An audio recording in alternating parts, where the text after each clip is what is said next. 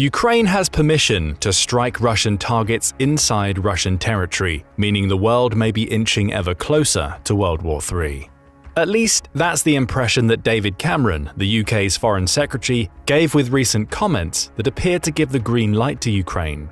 The Kremlin didn't react well. It believes that using Western weapons to strike targets inside Russia is an escalation of the war it started. And with that escalation, potential repercussions that could see Britain, along with several other NATO-aligned countries, dragged directly into the conflict.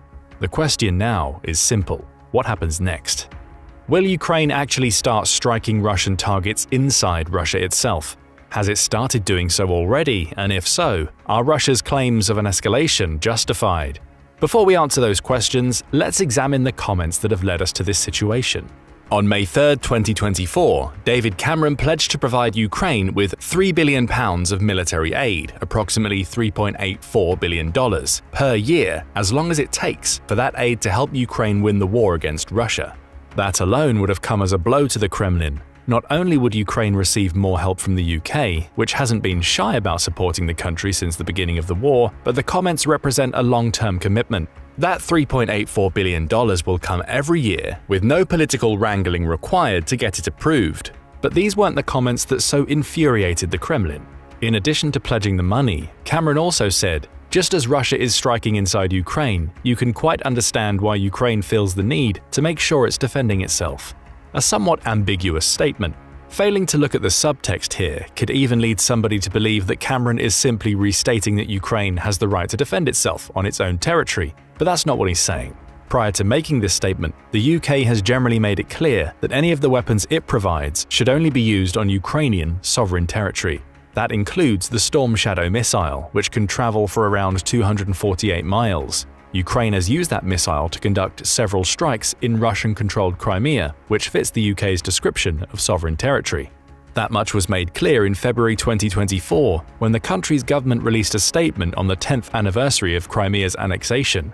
"We want to be clear that the UK will never recognize Russia's illegal claims to the region or to any Ukrainian territory, and that we will continue to do all we can to stop Putin's war machine and support Ukraine in their fight for as long as it takes." So Ukraine already had the green light to use British missiles in Crimea, but now it appears to have the green light to use them in Russia itself. Pay special attention to the "just as Russia is striking inside Ukraine" portion of Cameron's comments. They suggest that Britain is fine with Ukraine taking an eye for an eye approach with Russia. Just as Russia strikes in Ukraine, so can Ukraine strike in Russia. Cameron even made that aspect clear later when he said that Ukraine absolutely has the right to strike back at Russia. Britain isn't the only country that has permitted Ukraine to use the weapons it supplies on Russian territory.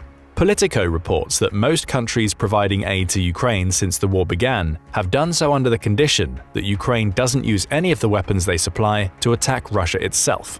That's changing. Both Latvia and Finland, countries that likely see themselves as potential targets for Russia if it succeeds in taking Ukraine, have since made similar comments to Cameron's. Ukraine has the right to use any weapons they supply to defend itself, which includes direct strikes inside Russia. Moscow's response was outraged. Dmitry Peskov, a spokesman for the Kremlin, called Cameron's comments another very dangerous statement, before going on to claim that they represented a direct escalation of the tension around the Ukrainian conflict. Chillingly, he added that such comments could pose a larger threat to European security if they weren't backpedaled. Cameron has taken nothing back. If anything, his comments appear to have emboldened others. On May 24, 2024, NATO's Secretary-General Jens Stoltenberg took part in an interview with The Economist. Stoltenberg, who is coming to the end of his 10-year stint in the role, used the interview to claim that the time has come for Ukraine's allies to consider whether they should lift some of the restrictions they've placed on how Ukraine uses the weapons they supply. Some already have, as we've seen with Britain, Latvia, and Finland. However, The Economist believes that Stoltenberg's comments may have been targeted toward the United States. It says his claims had a clear, if unnamed, target, with the US lifting its own restrictions potentially being a key factor in Ukraine's ability to defend itself against Russia. It gets worse for Vladimir Putin. A Sky News report from May 28th looked at the comments made by Poland's Foreign Minister, Radosław Sikorski, who believes that the country shouldn't rule out sending its troops into Ukraine. Those comments echo French President Emmanuel Macron's words in February. "We shouldn't rule it out. We should leave Putin guessing as to our intentions." Putin is watching his war with Ukraine slowly shift.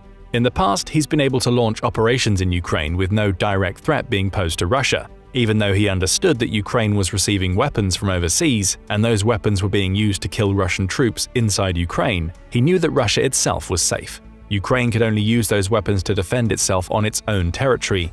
Now he's not so certain. He has several countries, France and Poland included, claiming that direct intervention inside Ukraine is a possibility. And with Britain, France and Latvia all approving the use of their weapons in Russia, as well as NATO's Secretary General placing pressure on the United States, it may only be a matter of time before Ukraine starts to target military installations in Russia itself.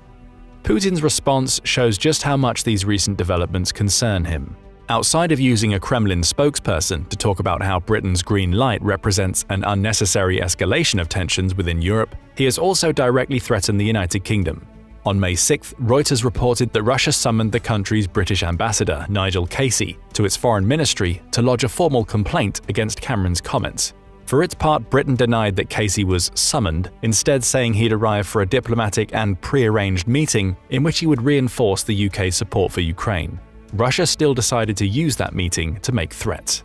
The Foreign Ministry supposedly warned Casey that the use of any British weapons on Russian territory, even by Ukraine, would make Britain a de facto part of the conflict, and with that role comes the possibility that British military facilities, both in Ukraine and elsewhere, could be targeted. In case there was any doubt left, the Foreign Ministry went on to say the ambassador was called upon to reflect on the inevitable catastrophic consequences of such hostile steps by London and immediately refute the belligerent provocative statements of the head of the Foreign Office in the most decisive and unambiguous way. It's unlikely that Russia got what it wanted out of Casey. But it had delivered its message: allow Ukraine to use your weapons in Russia, and Russia will respond. If the threat wasn't clear enough from the Foreign Ministry's statement, it was made crystal clear when Putin ordered his military to hold battlefield nuclear weapons drills. That exercise began on May 21st, with Reuters reporting that Russian vehicles had started to gather in Russia's southern military district for the first phase of the drill. The district lies adjacent to Ukraine, with Russia apparently running exercises for the launch of tactical nuclear warheads. To make its point even clearer, Moscow has also involved Belarus in the drills, which is a Russian ally and a country that shares a border with Ukraine. Russia's foreign ministry even provided details about the drills Moscow ran. It said Russian troops were practicing obtaining what it calls special ammunition, essentially code for nuclear warheads, for Russia's Iskander missiles. They were also practicing equipping potential launch vehicles with those missiles, as well as covertly moving them to designated launch positions, presumably so they could be used to strike Ukraine.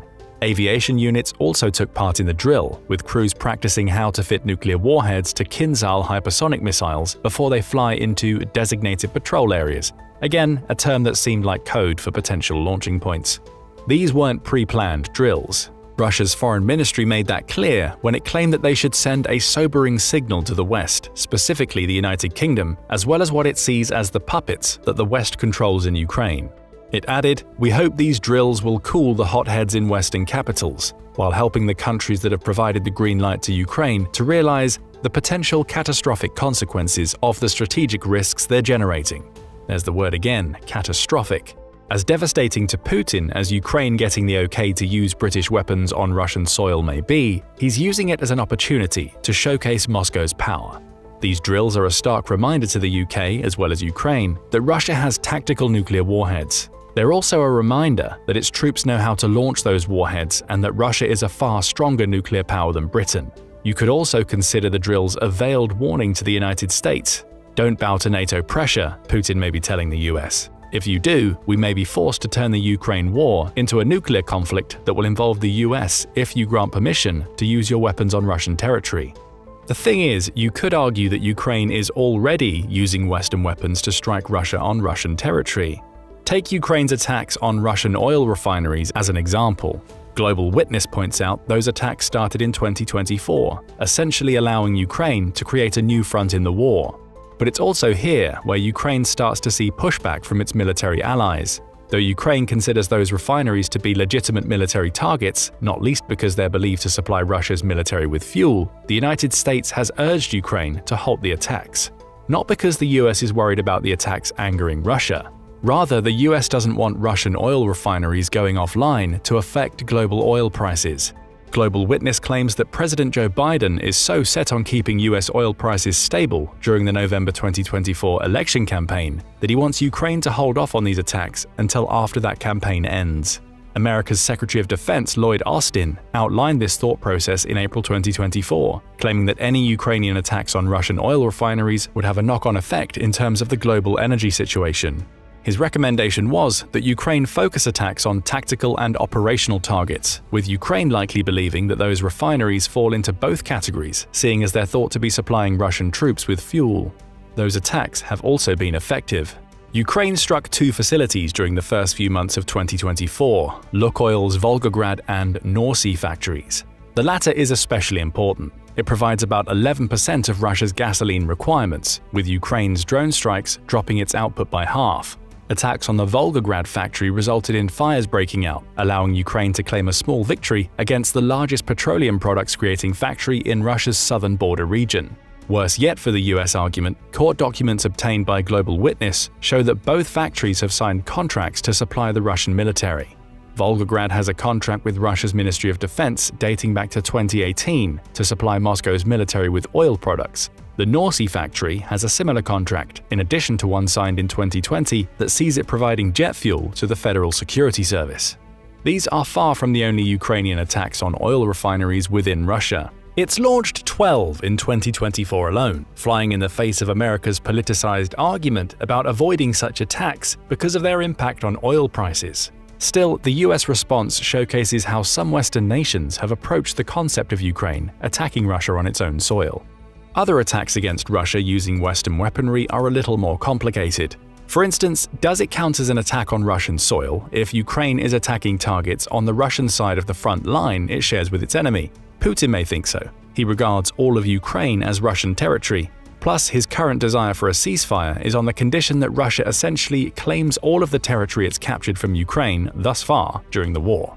Following that logic, Ukraine's May 2024 attack on a Russian base in Luhansk could be considered a strike using Western weapons in Russian territory. The Sun reports that aerial images show Ukraine unleashing MGM-140 ATACMS missiles on Russian troops in a captured region of Luhansk. These missiles are devastating. Capable of reaching a top speed of 2,300 miles per hour, they have a range of around 186 miles and can carry a 500-pound warhead.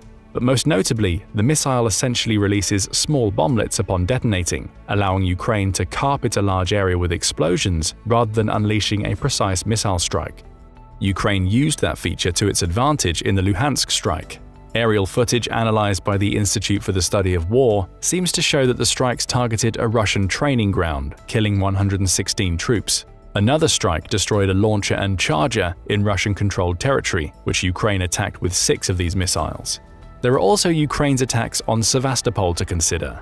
One of the most recent, a missile strike that struck 2 Russian landing ships and damaged infrastructure at the port in March 2024, demonstrates the level of attack Ukraine is willing to levy at Sevastopol. And again, we may see a territorial wrinkle at play here. Sevastopol is located in Crimea, which Russia annexed from Ukraine in 2014. To Putin, that means it's Russian territory, and any attack using Western weapons could constitute an attack on Russia itself. But to Ukraine, Sevastopol and the entire Crimea belong to Kyiv, with any attacks launched there simply being attempts to retake territory that it believes rightfully belongs to it. The point here is that it's easy to argue that Ukraine is already striking within Russian territory. That's certainly what it's doing with the oil refineries, though it's not confirmed if it's used Western weapons to make those strikes.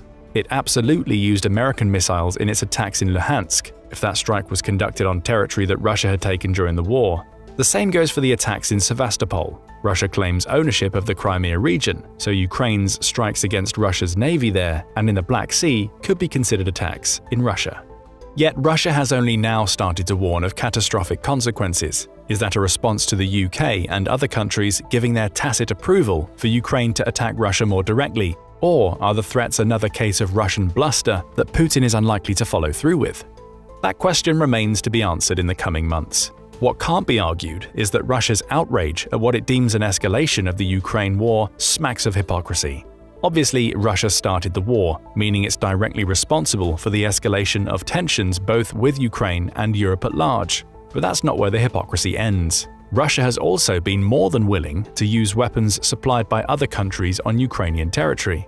Take its receipt of hundreds of Iranian-made drones in mid-2023 as an example. A Reuters report from June of that year says the US believes Russia has deepened its military cooperation with Iran by purchasing several hundred one-way attack drones to use in Ukraine. White House spokesperson John Kirby released a statement claiming that Russia has been using Iranian UAVs to strike Kyiv and terrorize the Ukrainian population. He concluded by pointing out that Russia and Iran's military partnership is deepening. The interesting twist here is that Iran acknowledges that it sent drones to Russia. However, it claims that any drones sent arrived in Moscow before the Ukraine war began.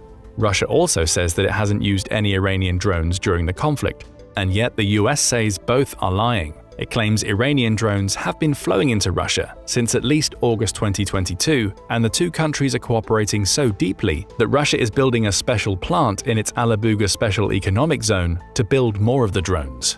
This is all being done despite Western sanctions that are supposed to prevent Iran from supplying Russia.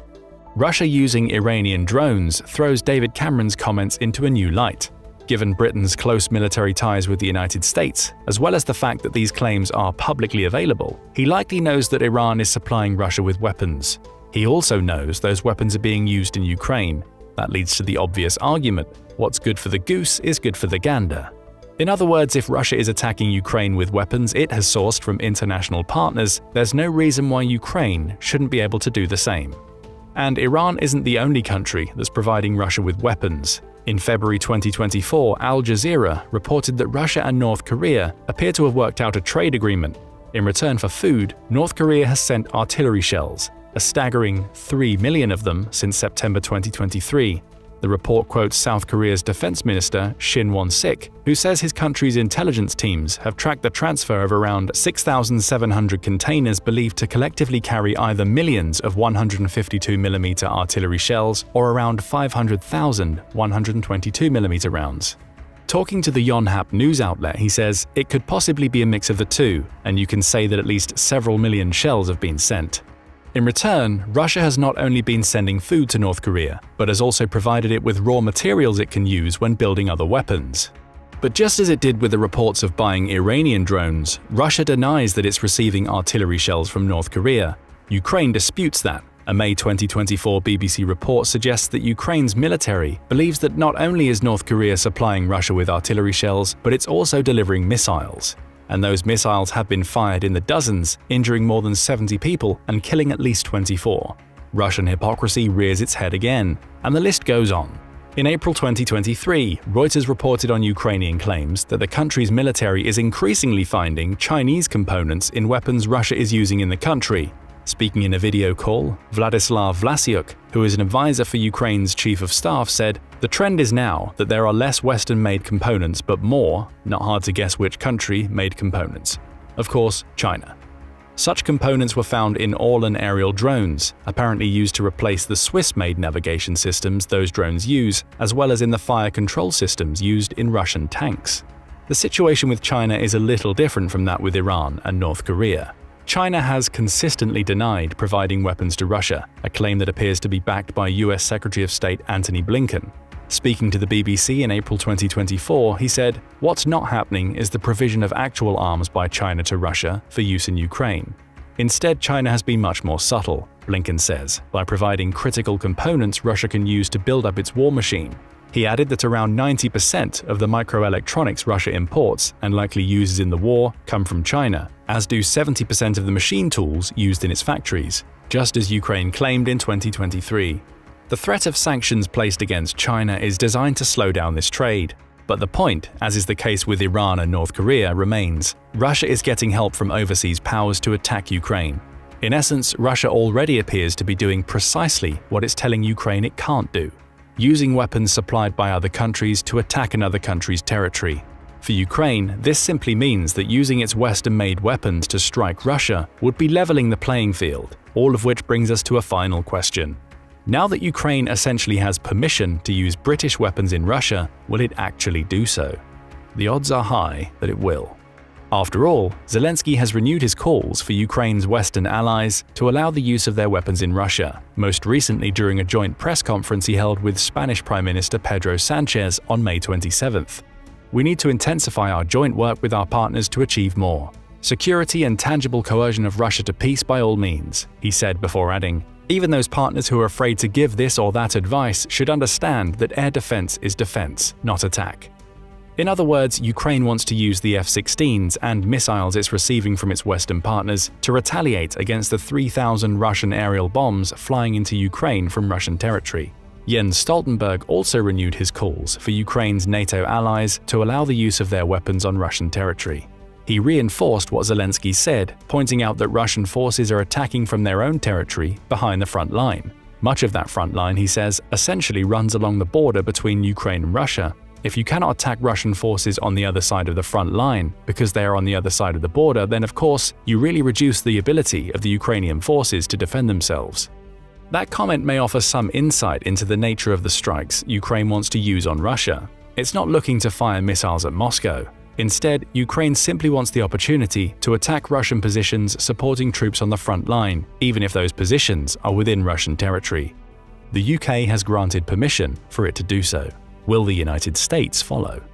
Let us know what you think, and tell us what impact Ukraine having permission to launch attacks within Russian territory, at least from a handful of its partners, will have on the war. June 24, 2023, Ukraine's President Volodymyr Zelensky renews his calls for the West to provide Ukraine with F-16 fighter jets. It's a call that he's made several times before, practically since the beginning of the war. He believes the American-made fighter will massively enhance Ukraine's defenses. As he puts it, "And when we ask to give us the F-16 fighters or the ATACMS, we're enhancing our common defense. Real defense. This is what's needed. Now is the time to provide all the weapons necessary for defense." Back then, the Western nations that could deliver F-16s ignored the call, not because they didn't want to help Ukraine, but because they see the delivery of F-16s to the country as a potential escalation of the conflict that could draw them into the battle. Things change. Fast forward to mid-2024 and F-16s are on their way to Ukraine. What's more, Zelensky now has permission from several countries to use their weapons to strike Russia on Russian territory, marking the first time Ukraine has been able to do more than simply defend itself on its own land. This marks a huge shift in the war. F-16s will soon fly over Russia to bomb strategic positions that Vladimir Putin and his troops have been using to coordinate their attacks in Ukraine. And in doing so, they may create the risk of an escalation that could bring the full force of NATO into the conflict. That brings us to today's video and the key question: what does the F-16 bring to the Ukraine war? But before we dig into that question, it's worth examining how we got to the point where Ukraine is even in a position to use a plane that it hasn't had access to for much of the war. It all comes down to the United States. For the majority of the war, the US has supplied weapons to Ukraine with a simple caveat: Kyiv can only use them for defense. That meant no incursions into Russian territory and no strikes on strategic positions beyond Ukraine's borders. Ukraine respected those wishes, and the US had good reason to put those conditions in place. Speaking to PBS in May 2024, Emma Ashford of the Stimson Center noted that Ukraine had already been using non-US weapons to conduct long-range strikes on Russian targets, including oil refineries and factories. The problem, and her concern, came from the use of US weapons to conduct these attacks. I worry, and I think the White House is very worried, that allowing Ukraine to use US weapons to do that would be very escalatory. That created a problem for Ukraine. As Ashford's counterpart in the discussion, the former US ambassador to Ukraine, William Taylor, pointed out, that approach gave Russia free rein to attack from behind its border with Ukraine. If the Russians are firing at Ukrainians from a sanctuary, which is what they really have right now, then the Ukrainians ought to be able to shoot back. That's basic self-defense. That debate has been raging for almost 2 years, with the recent focal points being the Ukrainian Kharkiv region. As The Guardian reported in May 2024, Russia had started advancing north of Kharkiv with the intention of creating what Putin calls a sanitary zone along the border inside Ukraine. A 30,000-strong group of ground forces were gathered in the Belgorod region, with Russia backing those forces up with glide bombs. These bombs, which started life as general-purpose Soviet Fab bombs, are incredibly powerful and can be launched from behind the border to strike Ukraine. That's due to their gliding mechanism, which is essentially a pair of wings in place of a specific guidance system that allows Russian planes to drop them so they can glide over a large distance to a target region. Ukraine had little defense to these devastating bombs, not least because they were unable to attack the planes and installations behind the Russian border that were launching them. Ukraine needed permission to use the weapons it was receiving in Russian territory. And finally, the West's attitude to this problem is changing. On May 27, 2024, the NATO Parliamentary Assembly reported on the end of its spring session. During that session, the Assembly created a declaration urging Ukraine's Western allies to support Ukraine in its international right to defend itself by lifting some restrictions on the weapons provided by NATO allies to strike legitimate targets in Russia. Crucially, several major Ukraine allies supported the declaration. These included the Baltic state of Estonia, Poland, the Netherlands, France, and the United Kingdom. But perhaps the most surprising country on that list was the United States, arguably the nation that's most worried about escalating tensions with Moscow. Ukraine finally has permission to use American-made weapons in Russia. But again, the permission comes with caveats. As The Guardian reported in May 2024, Biden's decision carries the condition that Ukraine can only use US weapons in the Kharkiv region and only for counterfire purposes. Ukraine also can't use American long-range missiles or ATACMS, which are tactical ballistic missiles, against Russia. But the decision opens the door for Ukraine to finally use an extremely valuable asset, the F-16. In truth, American approval for sending F-16s to Ukraine came long before it decided to allow their use behind the Russian border. A Reuters report from August 2023 noted that the US gave both Denmark and the Netherlands permission to send their American-made fighters, which triggered a coalition of 11 countries to form and start training Ukraine's pilots on how to use the jet. The donations of the jets are also starting to roll in. February 2024 saw Politico report that Denmark's first delivery of the 19 F-16s it's pledged should arrive at some point during the second quarter of 2024. The Netherlands won't be too far behind, not only with the 18 F-16s it originally promised to donate, but a further 6 it's able to send, after cancelling their sale to a private sector. Norway has also jumped onto the F-16 donation train by promising 22 of its F-16s to Ukraine, with Belgium adding another 30 to bring Ukraine's total to at least 95. The United States isn't sending any of its own stock to Ukraine, but the fact that it's provided permission both for other countries to send theirs and for Ukraine to use them across the border in Kharkiv is bad news for Russia. But why? Let's start with the F-16's specs. A multi-role fighter, the F-16 is capable of flying for around 500 miles when used in an air-to-surface role, with the US Air Force's website noting that it combines exceptional maneuverability with a high combat radius. That means it's capable of staying in the air for longer than many competing craft before returning safely back to base. The jet's engine delivers 27,000 pounds of thrust and is capable of carrying 7,000 pounds of internal fuel, which can rise to 12,000 pounds with the addition of a pair of external tanks.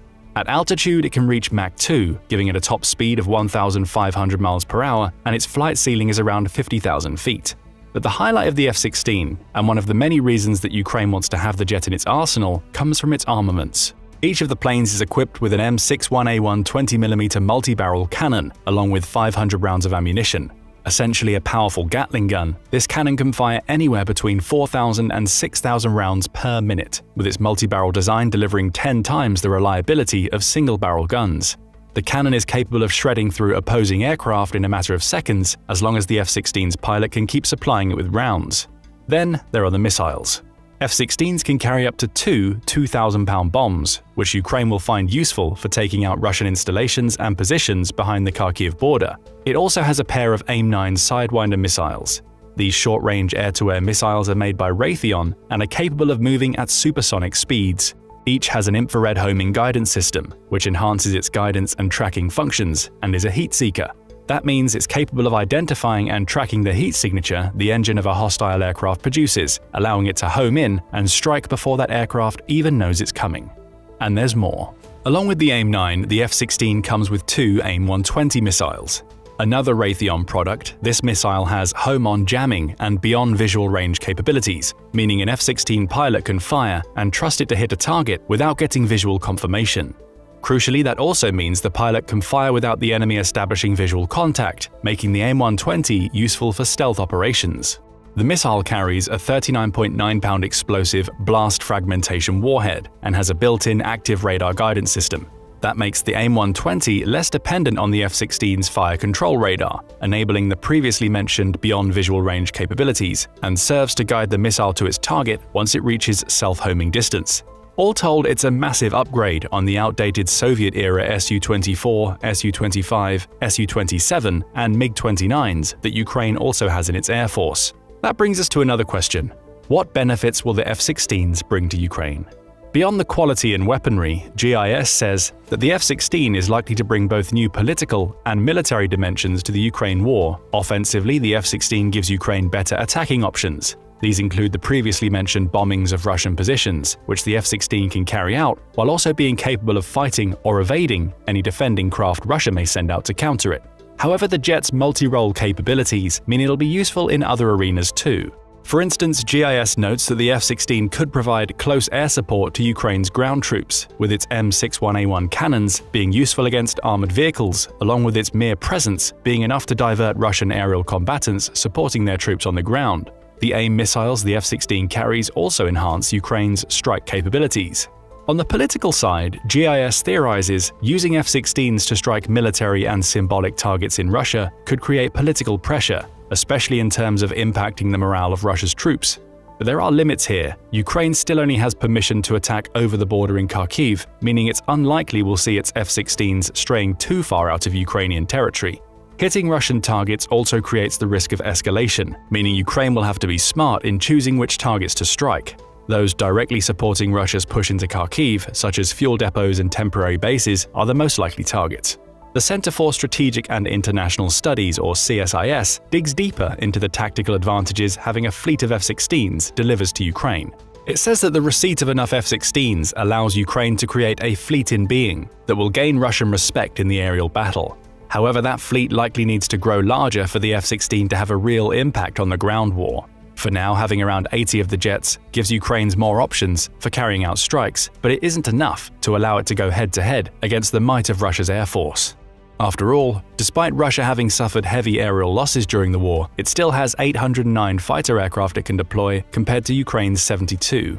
Even with the addition of 80 F-16s, Ukraine's fighter fleet only grows to 152, around a fifth of the sheer numbers that Russia can bring to the table. There are also the integrative effects of delivering F-16s to Ukraine to consider. CSIS notes that most of Ukraine's military equipment prior to the war was Soviet-era. Not only did that create challenges in terms of preparing an adequate defense against Russia's more modern equipment along with its larger forces, but it's also created sustainability issues. Damage, part shortages, and lack of appropriate ammunition all had the potential to hamper Ukraine, meaning it wouldn't have been able to withstand an attrition war for too long. Western support with modern Western weapons not only partially solved the equipment volume problem, but also enabled Ukraine to integrate its defenses with those of other countries. Don't underestimate the importance of this move. With Ukraine having Western weapons, it now also has access to the supply chains that keep those weapons working. With NATO and US-made weapons comes access to standard equipment that Ukraine can maintain and keep loaded with ammunition. The arrival of F-16s into Ukraine furthers that integration. The country's air force no longer has to try and keep Soviet-era fighter jets ticking over to present any sort of aerial threat to Russia. It has one of the most popular American jets ever made, with a built-in supply chain of countries that can not only provide the jets, but everything needed to keep them running. You can see this from the countries that have already donated F-16s. None are the United States itself. All are European allies that use the jet and are a part of the wider Western supply chain that's funneling equipment into Ukraine. In essence, the F-16's arrival means Ukraine is even less reliant on old and Russian-made technology. There's also the air superiority issue. CSIS agrees with GIS in stating that the arrival of the F-16s, at least in the current and fairly limited numbers, is unlikely to give Ukraine air superiority. What will likely happen is a continuation of the air parity already seen, especially as both Russia and Ukraine have adequate air defense capabilities. The key difference is that the F-16 gives Ukraine offensive options. As mentioned, Kyiv finally has an aircraft that's capable of conducting bombing raids while defending itself from or evading Russian defenses. That won't be enough for Ukraine to claim the skies, but it should give it the option of taking out targets across the Kharkiv border, such as sites from which Russia is launching its glide bombs. Ukraine will also be able to establish localized air superiority for limited periods. Through effective coordination with ground troops, this localized superiority could be enough to help Ukraine launch counterattacks against poorly guarded Russian positions inside Ukraine, perhaps allowing Kyiv to reclaim some of the territory it's lost during the war. It's also important to note that deploying F-16s doesn't come without challenges. Key among these is the level of training needed to successfully utilize the F-16.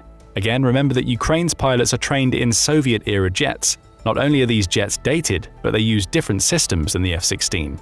The Council on Foreign Relations, or CFR, highlights this by pointing out that the major upgrade the F-16 delivers over the Soviet jets Ukraine currently has comes with the caveat of extensive training being required to make a transition. It says that US training for foreign F-16 pilots is currently carried out at Arizona Air National Guard by the 162nd Wing. In all, that training typically takes 9 months and requires 90 hours of flight time on average. CFR says that several Ukrainian pilots are currently receiving that training as of March 2024, meaning they won't likely be ready to pilot the craft until the end of the year. In other words, Ukraine can't immediately deploy its F-16s and is going to have to spend several months fighting without them.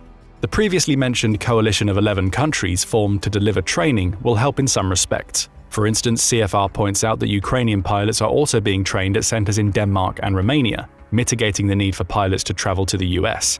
Still, the training burden can't be overlooked. Even the most experienced Ukrainian pilots may feel like they're starting from scratch due to the array of complex systems built into F-16s that they won't have encountered in their Soviet jets. There's also the maintenance aspect to consider.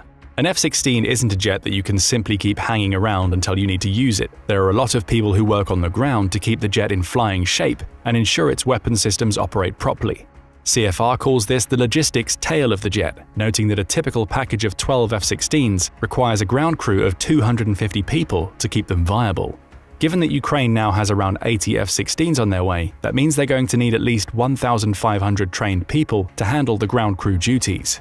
This crew includes typical maintenance staff such as mechanics, crew chiefs, munitions loaders, and airframe specialists. There's also the intelligence side of things. Each F-16 needs a team of intelligence analysts who feed data into its targeting systems and help to create the mission packages for the pilots. Without these ground crews, pilots are less effective operationally and are flying jets that may be incorrectly calibrated for the missions they undertake. Add to this the defensive requirements. Russia will surely target any F-16s it sees parked for extended periods, and the arrival of the F-16 isn't the cure-all for Ukraine's wartime woes. It's simply another tool in the country's ever-expanding arsenal, and one that, if used correctly, could allow it to conduct strikes within Russian territory.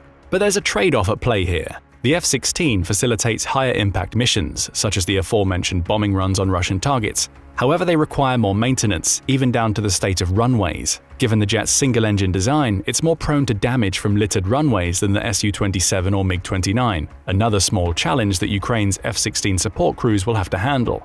Finally, there's the biggest challenge of all, a challenge that affects both Ukraine and the NATO allies that are providing it with F-16 jets: Putin's threats. Speaking to Russian Air Force pilots in March 2024, around the time that the conversation about sending F-16s to Ukraine heated up, Putin seemed bullish in his response to the arrival of the jets. He told his pilots, if they supply F-16s and they're talking about this and apparently training pilots, this will not change the situation on the battlefield. Putin went on to claim that Russia is equipped to deal with F-16s just as it can handle tanks, armored vehicles, and any other equipment Ukraine can throw at it. In other words, Putin claims that Russia can just shoot Ukraine's F-16s out of the sky. That remains to be seen. More chilling is the warning he tacked on to the end of his speech. Of course, if they will be used from airfields in third countries, they become for us legitimate targets, wherever they might be located. The message is clear. If Ukraine is to have F-16s, the countries supplying them better not serve as launching points for those jets. If they do, they become targets for Russia and may be subjected to the same attacks Ukraine experiences now. Again, how legitimate that threat may be remains to be seen. Plus, it's extremely unlikely that any third country will allow Ukraine to take off within its territory, with the F-16s provided all likely to stay in Ukraine. Still, there's a clear escalation of tensions between Russia and NATO attached to the provision of F-16s. And according to several sources at NATO, the West needs to prepare for the possibility of further Russian aggression following the Ukraine war. One of those people is German Defense Minister Boris Pistorius. Speaking to the German parliament, and as reported in Politico in June 2024, Pistorius claimed that Germany and NATO need to be ready for war with Russia by 2029. His reasoning partially comes down to growing concerns that Russia may extend the aggression it's showing toward Ukraine to several other Eastern European countries. The Baltic states, Latvia, Estonia, and Lithuania are at risk, as are Finland, Sweden, and perhaps even Poland. All are NATO members, and all have been a target for Putin's rhetoric. Not least because several have cautioned NATO and the European Union that Putin is unlikely to stop if he takes Ukraine. Pistorius echoes these sentiments, telling Germany's parliament, "We must not believe that Putin will stop at Ukraine's borders when he gets that far. His comments build on those from the German Army's Chief Inspector, General Carsten Breuer, who believes it will take Russia between 5 and 8 years to rebuild its armed forces following the long grind of the Ukraine war. According to Politico, that gives Germany and NATO until 2029 to ensure it's prepared for further Russian aggression. So perhaps the arrival of F-16s in Ukraine isn't just about supporting Kyiv in its efforts to fight off the Russian forces. It may also represent a change of attitude towards Russia. Europe in particular appears to be collectively waking up to the possibility that Russia's campaign may not end with Ukraine. Worse yet, every action European countries take to support Ukraine, from providing military aid to sending F-16s to Kyiv, heightens tensions further. Perhaps they'll find themselves in a catch-22, support Ukraine and risk angering Putin, or sit back and watch, potentially opening themselves up to become Moscow's next target. In that situation, it appears that many European countries are choosing to risk angering Putin. Several have already pledged or are in the process of sending F-16s to Ukraine, and it's possible that more will follow. While these jets won't grant Ukraine full air superiority, they, combined with the recent US approval for using them in selected Russian territories, give Kyiv more options for combating Russia's advances. Perhaps the arrival of F-16s in Ukraine could be a trigger for Ukraine mounting a pushback against the slowly advancing Russian forces. Alternatively, they might be the catalyst for a wider war erupting between Russia and much of Western Europe. Again, it all remains to be seen. This leaves us with one more thing to do. Ask you what you think the arrival of F-16s in Ukraine could mean for the war and the future of Europe. Do you think Ukraine can effectively use these jets to fight back against Russia, or are they too limited in number to make a real impact now that Russia has advanced so deeply into Ukrainian territory? In a move that has shocked the world, Ukraine has just launched a daring invasion into Russia, flipping the script on a war that many thought they understood.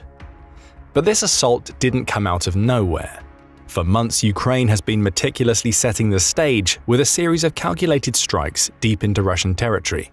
These weren't random attacks, they were precision strikes, each one part of a master plan.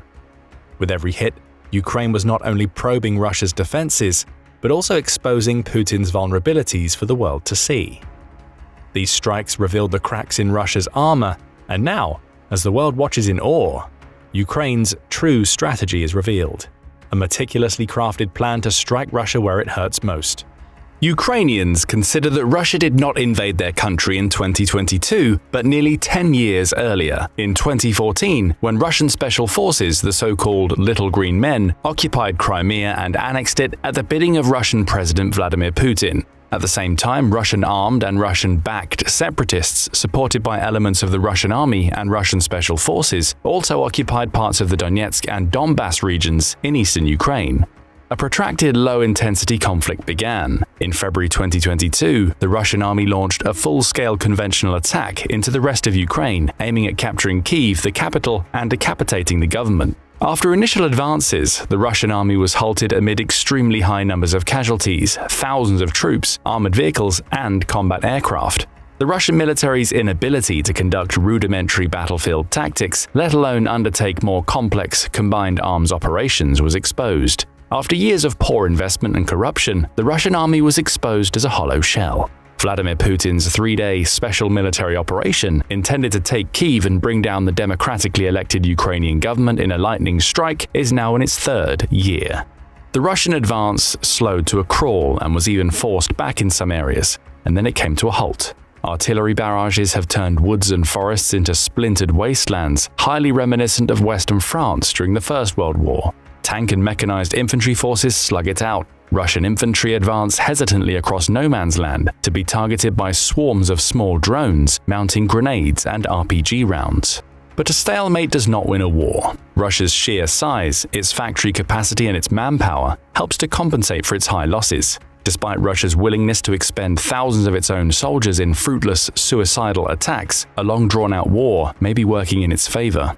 The Russian army is slowly beginning to reconstitute itself in ways that the Ukrainian army, with fewer resources and personnel, is struggling to do. In a few weeks, a new Russian spring offensive looks likely. There are some major challenges facing Ukraine as it contemplates a new Russian attack. Artillery shells are running out, soldiers are running out, and much-needed support from international allies seems to be dwindling. Ukraine has gratefully received the M1 Abrams tank and the Bradley infantry fighting vehicles sent by America and a host of other equipment donated by the West, but the numbers are still relatively low. Some critical systems, such as the F-16, have still yet to make it into battle space, despite the conflict being over 2 years old. Is time running out for Ukraine? Last year, there were very high expectations for a Ukrainian counteroffensive once the Ukrainian military had absorbed new Western tanks, artillery, and armored fighting vehicles. But these hopes came to nothing. Artillery, missiles, battlefield drones, trenches, and mines have made the battlefield a harsh and extremely unforgiving environment for either side. Ukrainian mobile forces suffered almost as badly as the Russians. A breakthrough to the coast did not become a reality, and the front lines resumed their static character. But there are still some causes for optimism. The Ukrainian government and military are constantly looking at the best ways to maximize the resources they have, with the emphasis on creativity and initiative as they search for new approaches to defeat the enemy. We'd like to highlight a couple of areas that the Ukrainians are trying to exploit in order to take the war to the Russians, to disrupt their planning and their warfighting capability. Let's talk about the Ukrainian use of long-range drones and the indirect approach to warfare.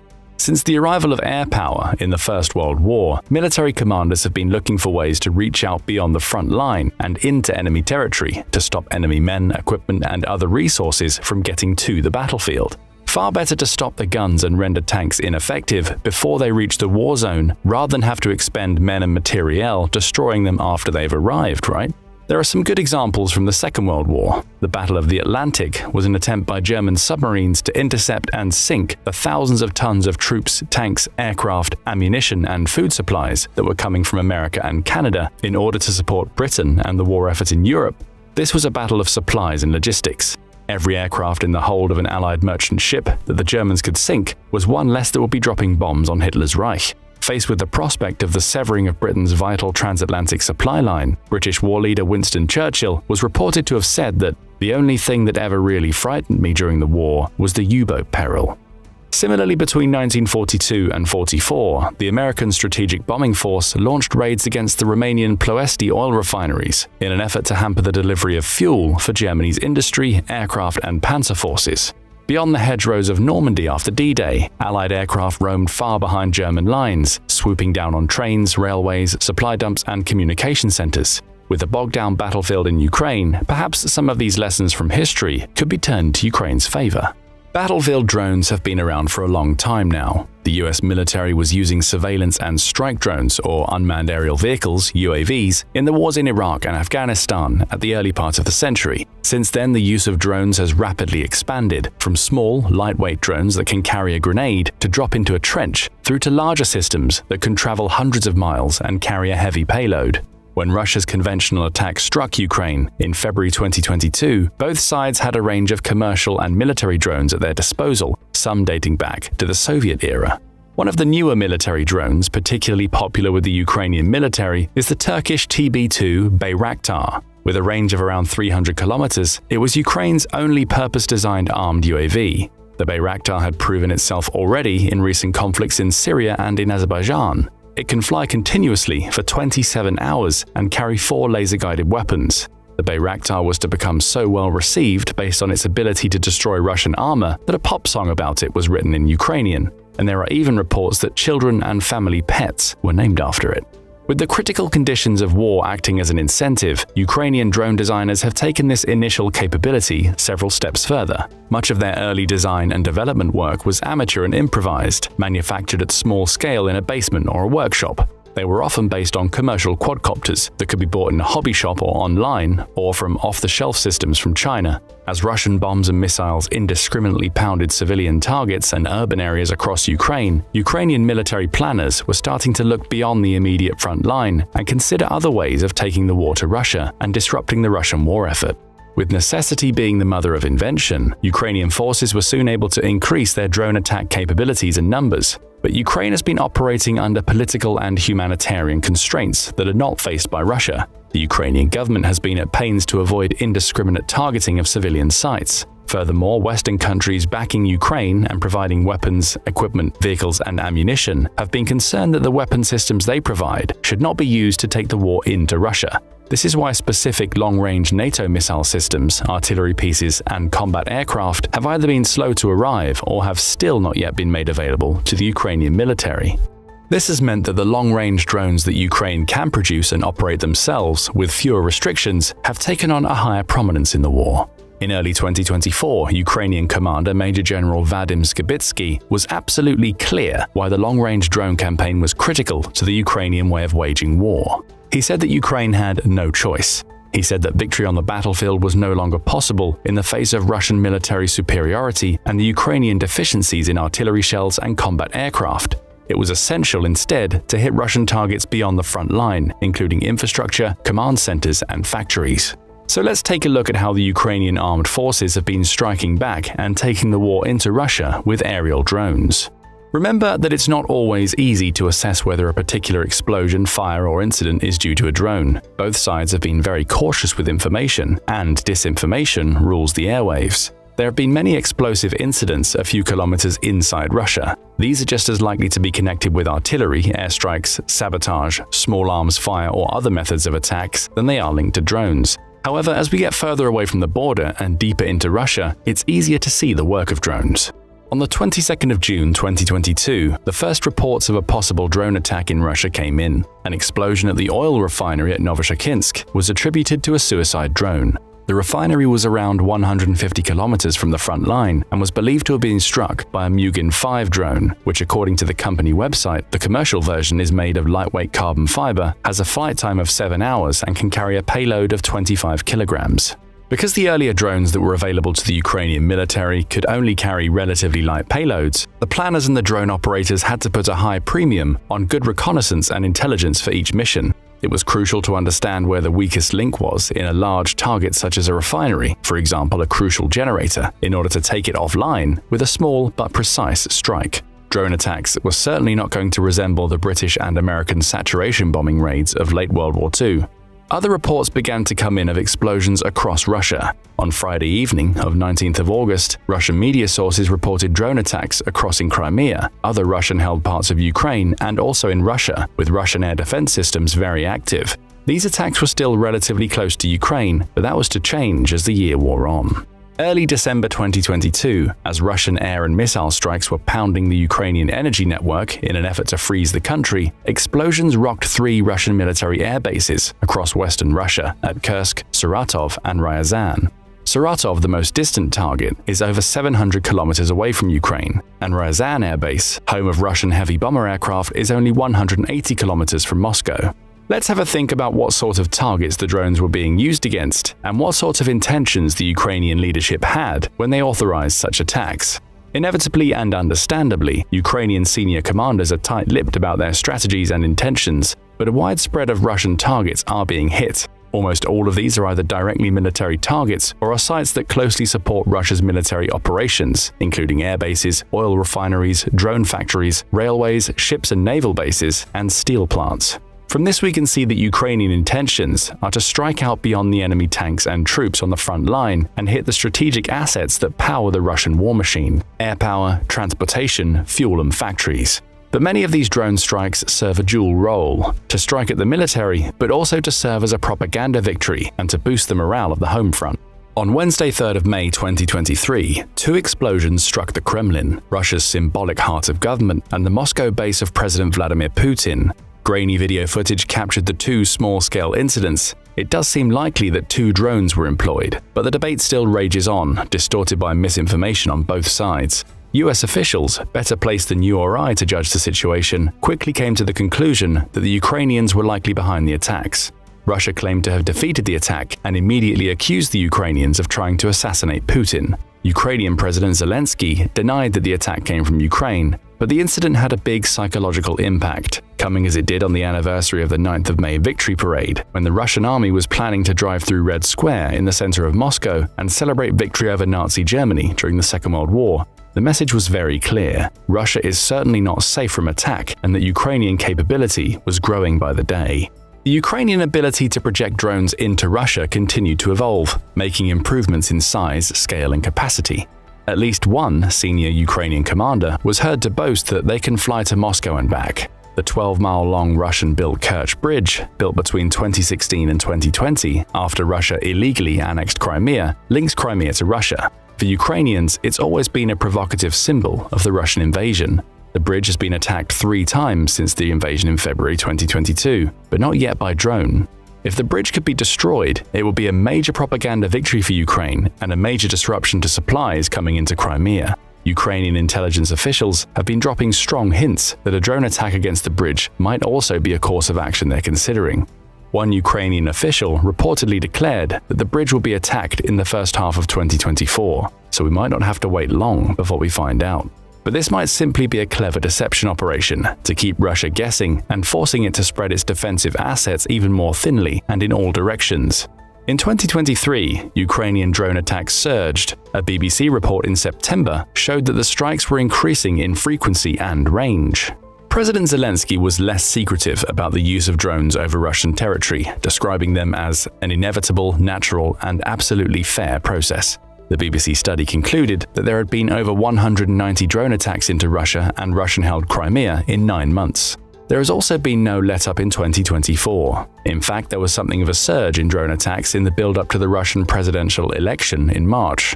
CNN reported that a wave of 36 drones were launched to coincide with the last day of voting. On the 2nd of April, 2024, Ukrainian drones hit an oil refinery and a drone factory in a Russian industrial area some 1,300 kilometers away from Ukraine. But how effective have these attacks into Russia actually been? Well, we have seen how important the attacks can be for Ukrainian morale, and the drone attacks have certainly put the spotlight on the effectiveness, or otherwise, of Russian air defenses. Firstly, it has meant that Russian defenses have had to be recalled from frontline duty and positioned to protect strategic targets further back in Russia. Secondly, despite the Russian media claims, it seems highly likely that Russian homeland air defenses are performing extremely poorly. Russian strategic air defenses have had a poor reputation for decades. The younger viewers might need to Google this gentleman, Mr. Matthias Rust. He was an exceptionally naive young man who, aged 19 in 1987, at the height of the Cold War, decided to fly his civilian 4-seat Cessna Skyhawk aircraft from Germany to Moscow via Finland in a gesture of peace and friendship. Incredibly, although he should have been shot down immediately, he was entirely untroubled by the layers of Russian ground and air-based defenses throughout his flight. He was certainly noticed a couple of times that the command and control system responsible for tracking was incoherent and confused. When he landed in Red Square in Moscow, it was an appalling embarrassment for the Soviet leadership. The fate of the senior Soviet air defense commanders can only be imagined. And so fast forward to 2024. In April, a Carnegie report assessed Russian anti-drone air defenses as inept, noting that large, slow-moving Ukrainian drones could still float in over the target in broad daylight, choosing their aiming point and approach route carefully and not be at any significant risk. On 5th of April, a particularly successful drone strike hit Rostov military air base, reportedly destroying at least 6 aircraft. The drone attacks against Russian oil production and refining capability look to be intensifying. Fuel and oil are crucial to the Russian war effort and also to civilian life, but the debate about the value of small attacks against refineries and plants is still ongoing. The majority of Russian refining capability is way to the east, beyond the Ural Mountains, and realistically is still well out of reach of drones. Putin has prioritized fuel for the military, even if it means hardship for Russian civilians. The damage caused by drones is still relatively small and repairs can be made quickly. Most refineries damaged in a drone strike are usually up and running again within a couple of weeks. But other analysts are more upbeat about the impact. The Economist, a political analytical journal, has claimed that the Ukrainian drone attacks have knocked out a seventh, around 14%, of Russian oil refining capability in total, and that the single attack on the refinery on April 2nd accounted for 3% of capacity. Although Ukraine struggles to sustain waves of attacks died down after the Russian presidential elections, the overall impact of attacks on Russian refineries is significant. The attacks are forcing Russia to take some very expensive and highly public measures to protect its fuel assets, including banning petrol exports, importing fuel from Belarus, and also asking Kazakhstan for assistance. This shows that Russia is experiencing some discomfort from the attacks. Both The Economist and the Carnegie analysts conclude that at present, Ukraine can make and fire drones at Russian refineries at a faster rate than Russia can repair the damage. But there's more. Let's take a look at another aspect of the strategic drone war. Ukraine has next to no navy. Its one frigate was deliberately sunk by the navy to stop it falling into Russian hands. But Ukraine has reinvented naval warfare almost single-handedly by turning to seaborne drones as a means of attacking Russian ships, ports, and naval installations. 6 suicide drones filled with explosives and piloted remotely were reportedly used for the first time in October 2022 as they attempted to ram Russian warships in Sevastopol harbor. This attack is believed to have seriously damaged the frigate Admiral Makarov, the flagship of Russia's Black Sea Fleet, and a minesweeper, the Ivan Golubets. Russian anti-drone defenses, often little more than men armed with machine guns on the decks of their ships, have struggled to find a solution to the threat from very small and fast-moving vessels, often moving at night. The Ukrainians claim to have sunk at least 5 Russian ships with sea drones. These drones have conducted multiple operations around the Black Sea, and now Ukraine can justifiably claim to have the world's first fleet of naval drones. The Magura 5 naval drone is a good example of this new evolution in naval warfare. It's designed like a small motorboat that sits low in the water. It's hard to spot by the naked eye, is made of plastic to avoid radar detection, and does not give off much heat, which thwarts thermal cameras. The Ukrainian commander of a sea drone unit notes that when Russians fire at the drones with tracer rounds, it makes it easier to see where the Russians are firing from and allows evasion measures. Its performance is impressive. With a payload of up to 320 kilograms, it has a range of 800 kilometers and can travel at up to 80 kilometers per hour. The capability of these drones is improving month by month, and the strategic impact of a relatively small number of drones on the Russian Navy has been incredible. The Russians have effectively retreated from the Black Sea and have now pulled back the bulk of the Black Sea Fleet hundreds of kilometers east to the port of Novorossiysk on the eastern coast of the Black Sea.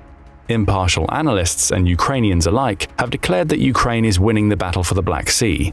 With the Russian Navy seemingly no longer willing to contest the Black Sea, this protects Ukraine's southern flank from amphibious attacks, puts Russian-held Crimea in a precarious position, and allows Ukraine to export grain out into the Mediterranean for much-needed revenue. It's clear that Ukraine is achieving military wonders with limited resources but a lot of creative thinking. Although a small fleet of air and sea drones is still unlikely to be a war winner, Ukraine is scoring major military and propaganda victories. But Russia still has a lot of resources, and the situation on the front lines recently appears to be shifting in favor of Russia. Drones are no substitute for artillery shells, modern tanks, and fighter aircraft.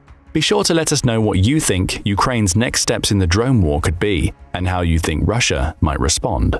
After repeatedly asking the US for a few of their MGM-140 Army tactical missile systems, ATACMS for short, Ukrainian forces will finally be getting this long-awaited upgrade to their arsenal. In September, military officials in Washington confirmed they will be sending as many ATACMS over the coming weeks as the US could reasonably spare. And as of mid-October, these high-tech surface-to-surface artillery weapons have been making an impact. But how? In what way? Why are these missiles so crucial for Ukraine compared to other weapons? Let's find out. While offering a special thanks to his friends at the White House recently, Ukrainian President Volodymyr Zelensky added that the missiles have more than proven themselves during a pair of synchronized nighttime attacks. Zelensky said that the ATACMS were used against 2 military airfields, one in Berdyansk and the other in the Luhansk region, a dual strike that resulted in significant losses on the Russian side, including 9 military helicopters, an anti-aircraft missile battery, and an ammunition storage depot. Bolstered by their recent upgrade from Washington, Ukrainian officials have stated plainly that with these new weapons at hand, there will be nowhere left for Russian troops to hide within Ukraine's internationally recognized borders. This pair of attacks was executed shortly after Russia launched a surprise attack on the town of Avdiivka in eastern Ukraine, encompassing 3 battalions comprised of some 2,000 troops, along with dozens of armored vehicles and a handful of jets providing air support. This would turn out to be the largest assault carried out in this area so far. But this was only the latest flare-up of the ongoing contest for the much-contested municipality of Avdiivka, considered by both sides to be the gateway to the city of Donetsk, the capital of Ukraine's eastern Donbas region. Avdiivka not only has significant strategic importance, but the town has been the stage for many frontline battles since Moscow annexed Crimea 9 years ago, essentially triggering the conflict in eastern Ukraine. Since then, the town has been heavily fortified, making it extremely difficult for Russian troops to establish a foothold there. This has also turned the town, which had a pre-war population of nearly 32,000, but is now down to around 1,600 residents, mostly living in basements and other sub-ground dwellings, into a symbol of the Ukrainian people's unflinching resistance. Ukrainian defensive positions in Avdiivka have allowed its forces to resist repeated Russian attacks, at least for now. At this point, Losing this territory would be a tough blow for Ukraine, both strategically and in terms of morale, especially after this summer's highly anticipated counteroffensive resulted in only marginal gains. So why is Biden giving ATACMS to Ukraine such a big deal?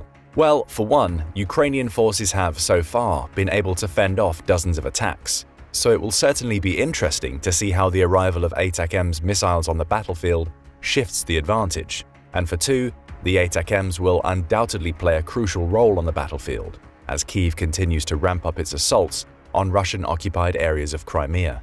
Recently, Ukrainian forces have expanded their attempts to undermine Russian forces, including the launch of a devastating attack on a Russian naval base in Sevastopol back in September that damaged a ship and a submarine and injured 24 people. And more recently, there was the destruction of the 2 Russian landing crafts by Ukrainian sea drones, an overnight operation that was part of a series of escalating strikes on the peninsula. Ukraine insists that the strikes on Crimea, which have mostly targeted Russian naval bases and vessels, are a critical element of their overall counteroffensive strategy. Ultimately, they want to make it impossible for Russia to continue its assault on the Ukrainian mainland, and in the process, Kyiv is hoping to land a few strategic and symbolic blows against Russian forces, which the ATACMS should certainly help with, as focus shifts back toward Crimea. The escalation of attacks across Crimea began after Russia allowed the Black Sea Grain Initiative to lapse this past July, a globally crucial deal that has allowed Ukraine to export grain by sea. Previously, foreign container ships were allowed to bypass Russia's blockade and navigate safely to Turkey's Bosphorus Strait, then onto global markets. Ukraine's uninterrupted export of grain is vital for stabilizing global food prices and bringing relief to many developing countries. The impact this war, and certainly the collapse of the Black Sea Grain Initiative, has had on global food markets has been disastrous, especially given that Ukraine is a major supplier of food to the World Food Programme, WFP, an international organization within the UN that provides food assistance across the globe. At a glance, Ukraine's contribution makes up 10% of the global wheat market, 15% of the corn market, and 13% of the barley market. It's also a key player in the world's sunflower oil market. According to the Food and Agriculture Organization, FAO, another organization within the UN, as many as 47 million people could face serious problems in terms of food insecurity as a result of this war. And now, with Russia's Black Sea Fleet resuming its blockade of Ukraine's ports, vital grain exports are being prevented, creating a direct threat to global food security, what Zelensky has simply called another attempt by Russia to weaponize hunger and destabilize the global food market. This situation has left Ukraine eager to secure its position in Crimea, which has meant, along with their missiles and drone strikes, a stepping up of their clandestine operations as well. Recently, in the occupied city of Luhansk, a car explosion killed pro-Moscow former head of police, Mikhail Filipenko. Representatives of Ukraine's defense intelligence have claimed responsibility for the apparent assassination, saying it was a joint operation carried out with pro-Ukrainian partisans, before issuing a warning of retribution to other pro-Russian officials positioned in occupied areas. There was also, quite recently, the bombing of a Russian train outside the city of Ryazan, about 196 kilometers, 122 miles, southeast of Moscow. Placed on a section of track, the improvised explosive device derailed 19 freight cars and caused several injuries. And though Kyiv hasn't officially taken responsibility, that hasn't stopped the Kremlin from making the accusation, citing a series of recent cross-border strikes by Ukrainian forces and their allies. The question seems to be now, other than the success they've already had, how will Kyiv make the most of their new weapon? Ukrainian forces were already familiar with the wheeled M142 high-mobility artillery rocket system, a mobile rocket launcher commonly known as the HIMARS, that are used to carry and fire ATACMS. Up until now, though, the US had only been supplying shorter-range guided rockets, fired from a HIMARS mobile launcher or a tracked M270 multiple launch rocket system, or MLRS.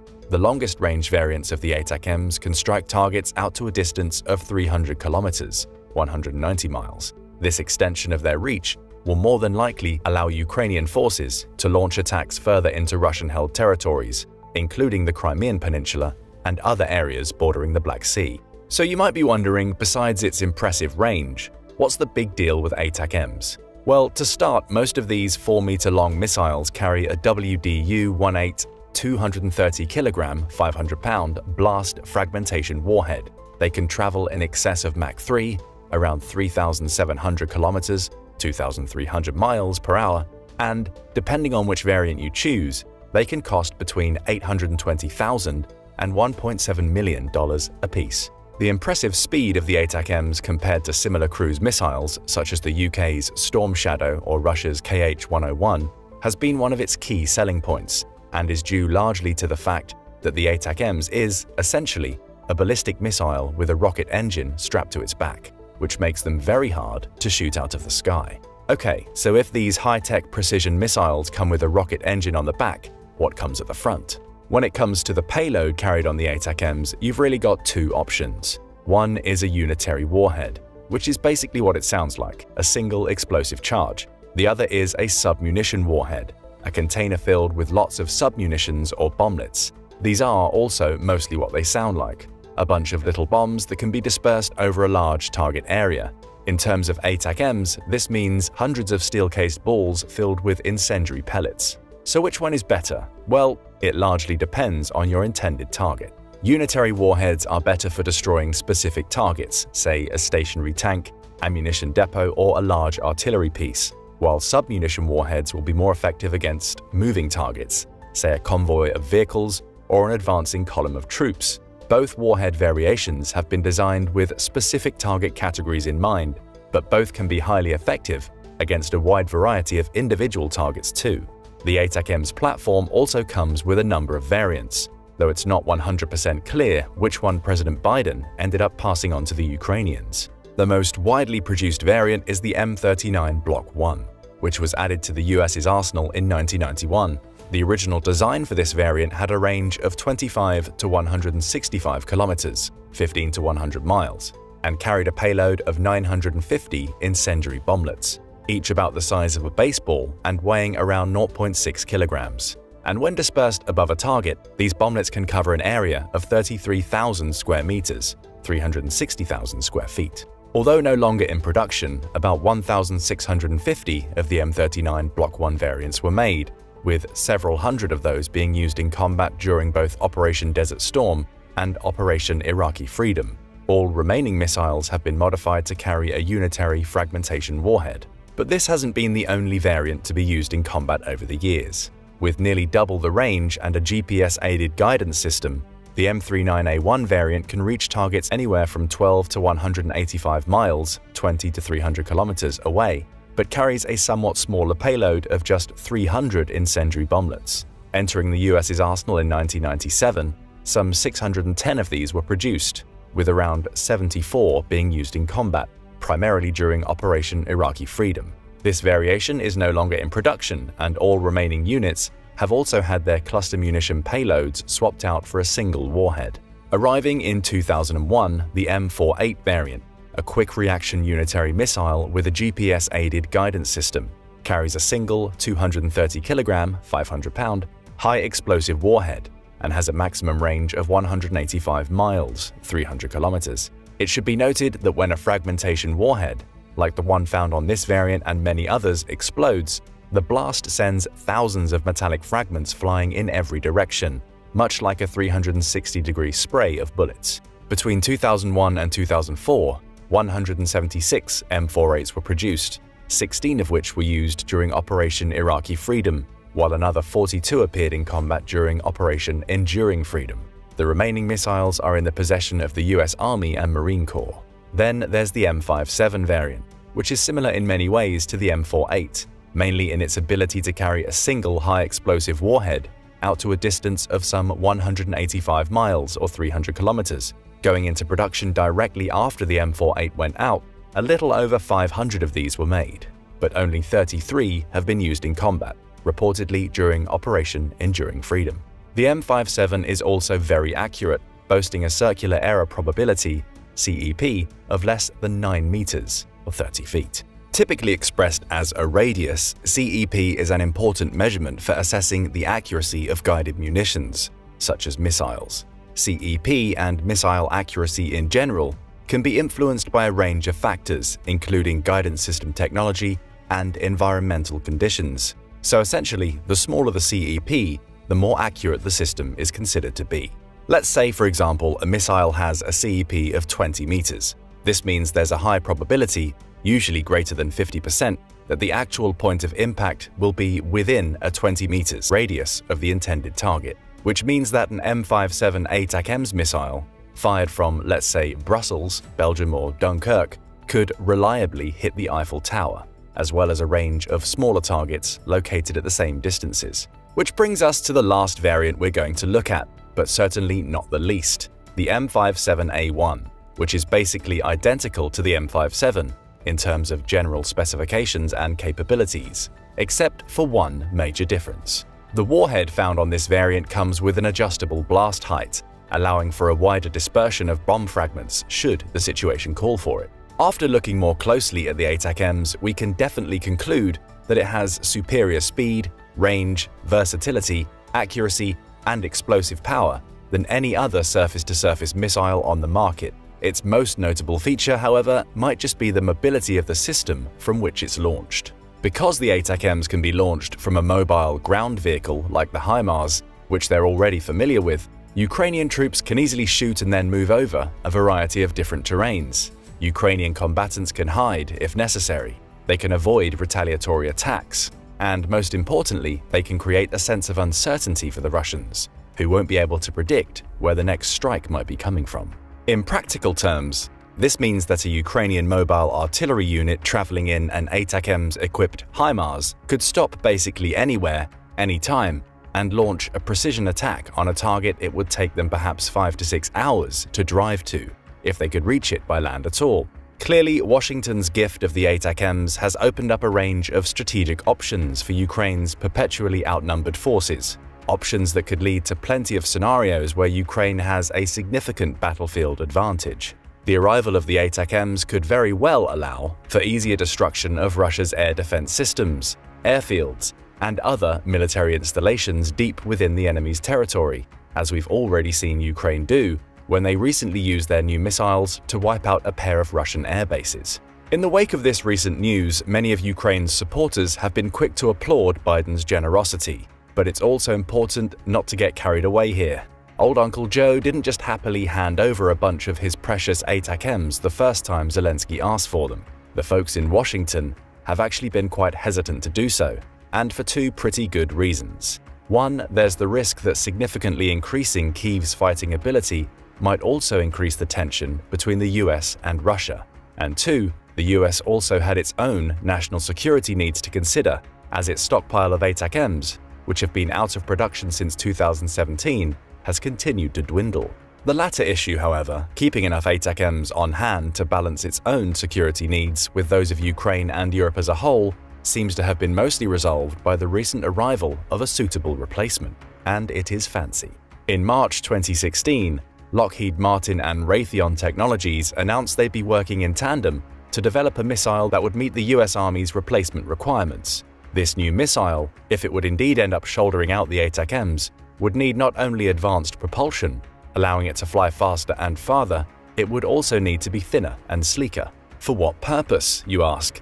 So that the loadout could be increased to 2 per pod, doubling the number of missiles that could be carried by the HIMARS or tracked by the M270 MLRS. Well, the Army ultimately got what they wanted, introducing the Precision Strike Missile, or PrSM for short, which has reportedly left production and will be entering US stockpiles in the near future, if it hasn't already. The PrSM, which would ultimately be developed by Lockheed Martin, is at the leading edge of long-range precision strike missiles. With an equally cool-sounding name compared to the ATACMS, this next-generation surface-to-surface weapon uses enhanced attack capabilities to neutralize, suppress, and destroy targets at a distance of 310+ miles, over 499 kilometers. On top of increased range, lethality, in-flight survivability, and missile loadout, the PrSM also comes with an advanced cluster munition warhead comprised of preformed fragments. While the PrSM development program started out as a competitive effort between Lockheed and Raytheon, Raytheon would end up withdrawing from the competition in early 2020 due to technical issues that delayed their missile's flight test. The original intent of both companies was to reach a maximum range of no more than 499 kilometers, due to restrictions outlined in the Intermediate Range Nuclear Forces Treaty, signed by former President Ronald Reagan and former Soviet leader Mikhail Gorbachev in 1987. Among other restrictions, the INF Treaty prevents signatories from developing missiles that can travel 500 kilometers or more, but these limitations went out the window in August 2019, when former President Donald Trump decided to withdraw from the treaty. This decision came after more than a decade of accusations, coming from both the US and Russia, that the other had violated the terms of the treaty. And so, with a brand new long-range precision missile in their arsenal, and who knows what variants on the way, the only thing that will stop Washington from providing ATACMS to Ukraine was Russian President Vladimir Putin's uncertain reaction. In short, he wasn't pleased. So far, Putin has said that the US providing Kyiv with ATACMS was a big mistake, and that the US is wading deeper and deeper into a conflict the Russian leader believes is none of its business. Previously, Putin called the delivery of ATACMS to Ukraine a red line that the US had better not cross. Yet he's also stated that the ATACMS will not make a significant difference on the battlefield, that Russian forces will have no trouble repelling attacks, and this intrusion by the US will only serve to prolong this war and bring more suffering to the people of Ukraine. But this isn't the first time Putin has brought up the subject of long-range missiles. When Russia initially marched more than 100,000 troops to the border of Ukraine, 2 months before they invaded, the Kremlin also sent NATO a list of demands that was structured as more of a one-sided treaty, along with the articles insisting that NATO both shuts its doors to new members and remove all its forces from the 14 countries that joined after the Soviet Union collapsed. One article declares that no land-based missiles be deployed to areas that would allow them to reach any territory belonging to Russia. Technically, the missiles haven't gotten closer, their range has just increased, but still, this was the red line Putin was referring to. But now that it's been crossed, the Russian president doesn't seem overly concerned. This could be because he was expecting it, or because the delivery of the ATACMS, however significant their future impact could be, is only a small part of a much larger delivery from the US, a delivery that's come to exceed $76 billion in humanitarian, financial, and military support, which has been offered to Ukraine by the Biden administration and the US Congress since the war began. While dozens of other countries have also provided large aid packages to Ukraine, including most members of NATO and the European Union, the US has really taken the lead. So far, the US has delivered surveillance and attack drones, coastal defense ships, satellite communications equipment, and advanced surveillance and radar systems. They've sent over hundreds of Abrams tanks and artillery pieces, thousands of Humvees and other tactical vehicles, tens of thousands of rockets, missiles, and various other munitions, not to mention several types of anti-aircraft missiles, including 12 National Advanced Surface-to-Air Missile Systems (NASAMS), and 1 Patriot Air Defense Battery plus munitions. And on top of 35,000 grenade launchers and small arms with ammunition, other extremely helpful but less publicized items the US has sent to Ukraine include night vision and thermal imagery systems, laser rangefinders, C4 explosives, explosive ordnance disposal equipment, M18A1 Claymore mines, cold weather gear, and generators. Breaking down the numbers, around $3.9 billion, or 5% of the total, has gone to humanitarian aid, in the form of emergency food assistance, healthcare, and refugee support, among other resources, while another $26.4 billion, or 34%, has gone to financial and budgetary aid via loans and the Economic Support Fund, an economic assistance fund used to advance the US's political and strategic interests by helping allied countries meet their political, economic, and security needs. And the rest of that $75+ billion, that's all gone directly or indirectly to weapons, ammunition, and military equipment. Nearly a quarter of the total, around $18.3 billion, has been allocated for security assistance in the form of training, equipment, weapons, and logistics support provided via the Ukraine Security Assistance Initiative, a program initiated by the US Department of Defense with the intention of providing help to Ukraine by enhancing its defense capabilities and mitigating certain security challenges, mainly a Russian invasion. Another $23.5 billion worth of weapons and military equipment has come directly from the DoD's personal supply.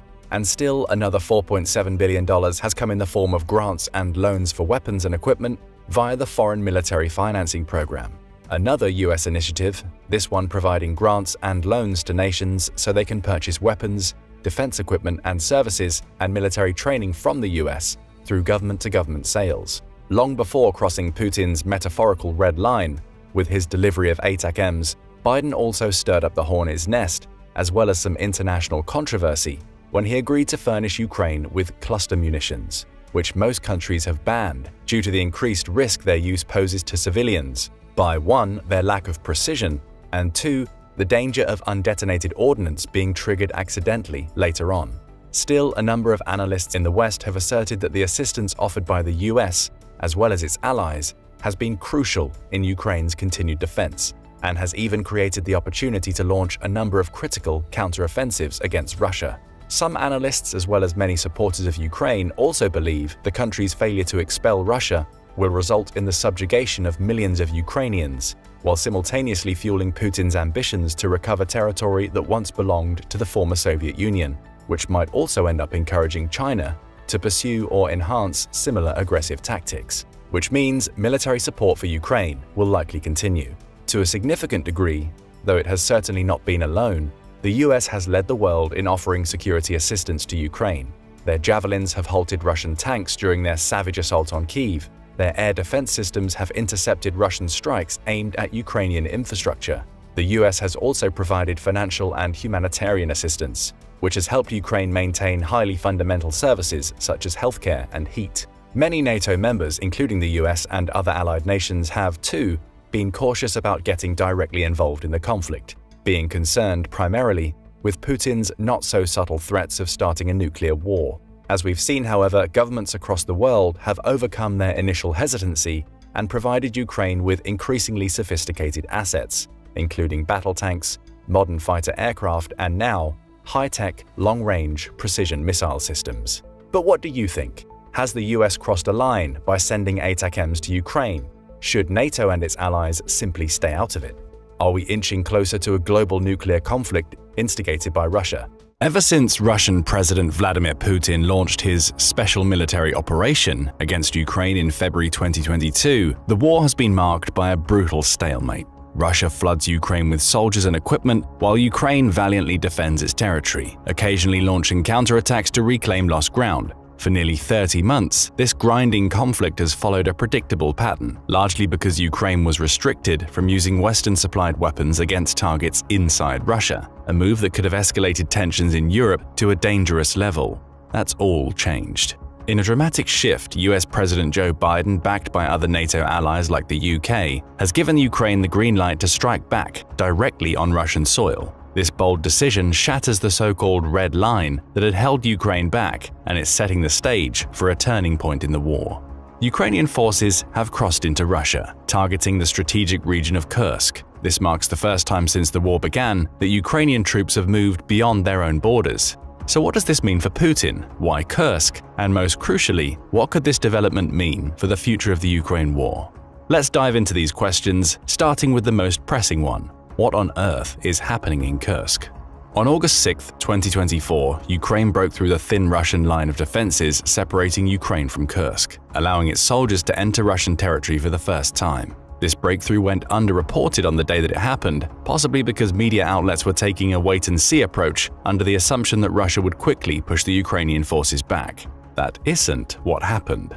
A day later, The Guardian was among the first to properly report on the incursion, noting that the fighting in Kursk had entered its second day, with reports suggesting that Ukraine's forces had managed to advance up to 9 miles away from the border and deeper into the Kursk Oblast. That incursion had been made possible by a highway running north of Sverdlikovo, a Russian border village that also happens to be close to a key natural gas transmission hub.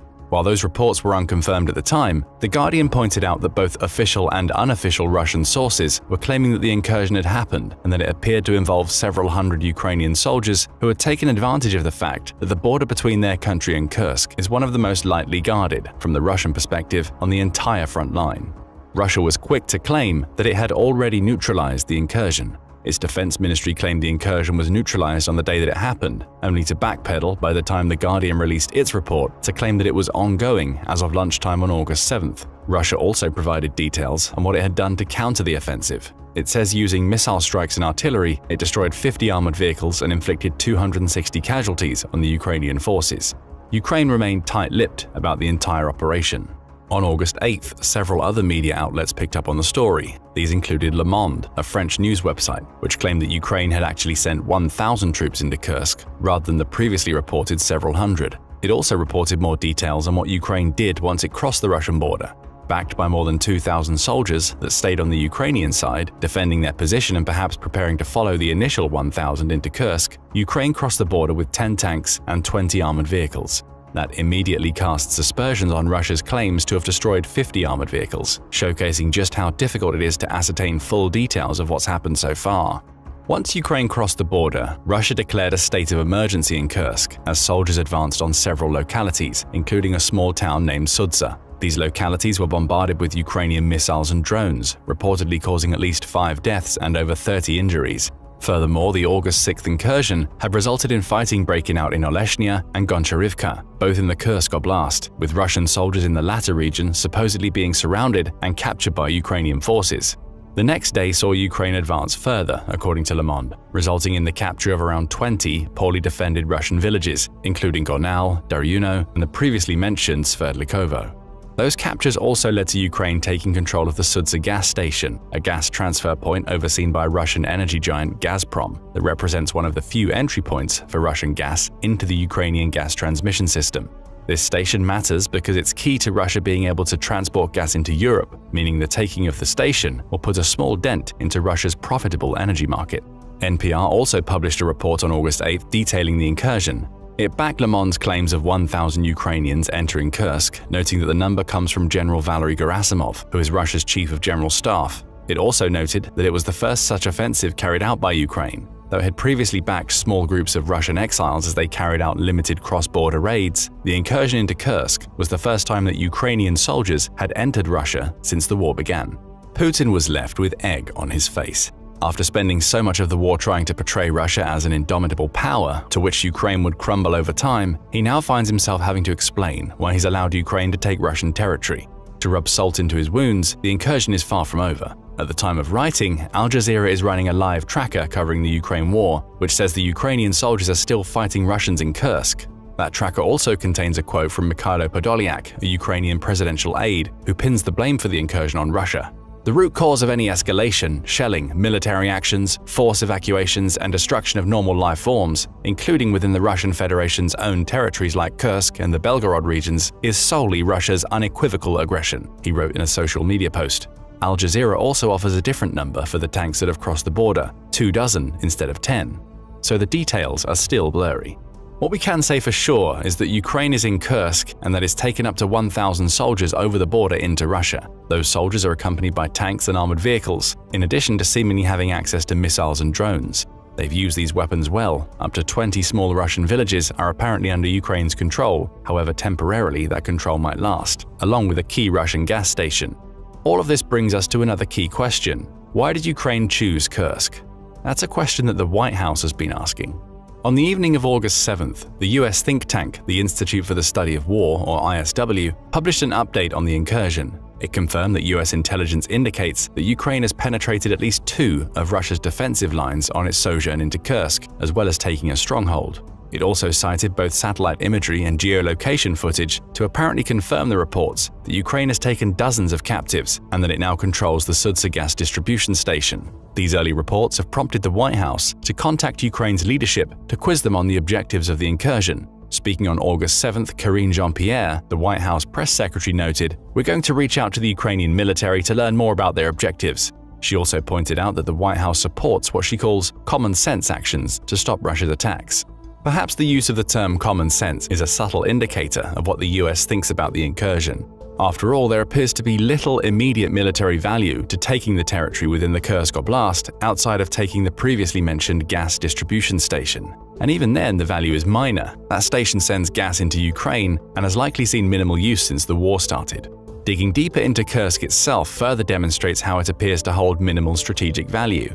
Though the oblast covers 11,582 square miles, it only contains 1.061 million people, meaning it's far from one of Russia's major population centers. You could argue that its hilly surface and multiple ravines could provide some tactical advantage to Ukraine, assuming it wishes to use Kursk as the launching point for further incursions into Russia, but that seems unlikely. A force of 1,000 isn't what a country sends when it intends to take over an entire oblast. Kursk is a center for agriculture, with farms covering around 77% of its territory and mostly growing sugar beets and wheat, with some fodder crops thrown in for good measure. But again, that's nowhere near enough value to justify an incursion through which Ukraine intends to permanently hold the territory it's captured. Which brings us back to the question, what is Ukraine's goal as it moves deeper into Kursk? The answers don't necessarily have to do with Kursk itself, with the oblast simply being the most convenient available to allow Ukraine to achieve its objectives.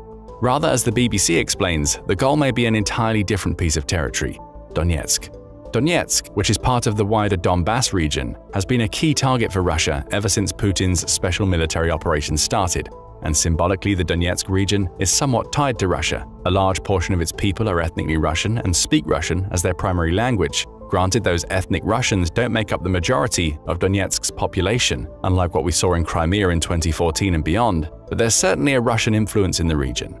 After all, as DW points out, it was in Donetsk and the surrounding regions that opposition to Ukraine's 2004 Orange Revolution and the Maidan protests of 2013 and 14 were strongest. The Donbass itself has been no stranger to war even before Putin invaded Ukraine. 2014 saw pro-Russian separatists proclaim both Donetsk and Luhansk as people's republics independent of Ukraine, likely with the goal of integrating them into Russia.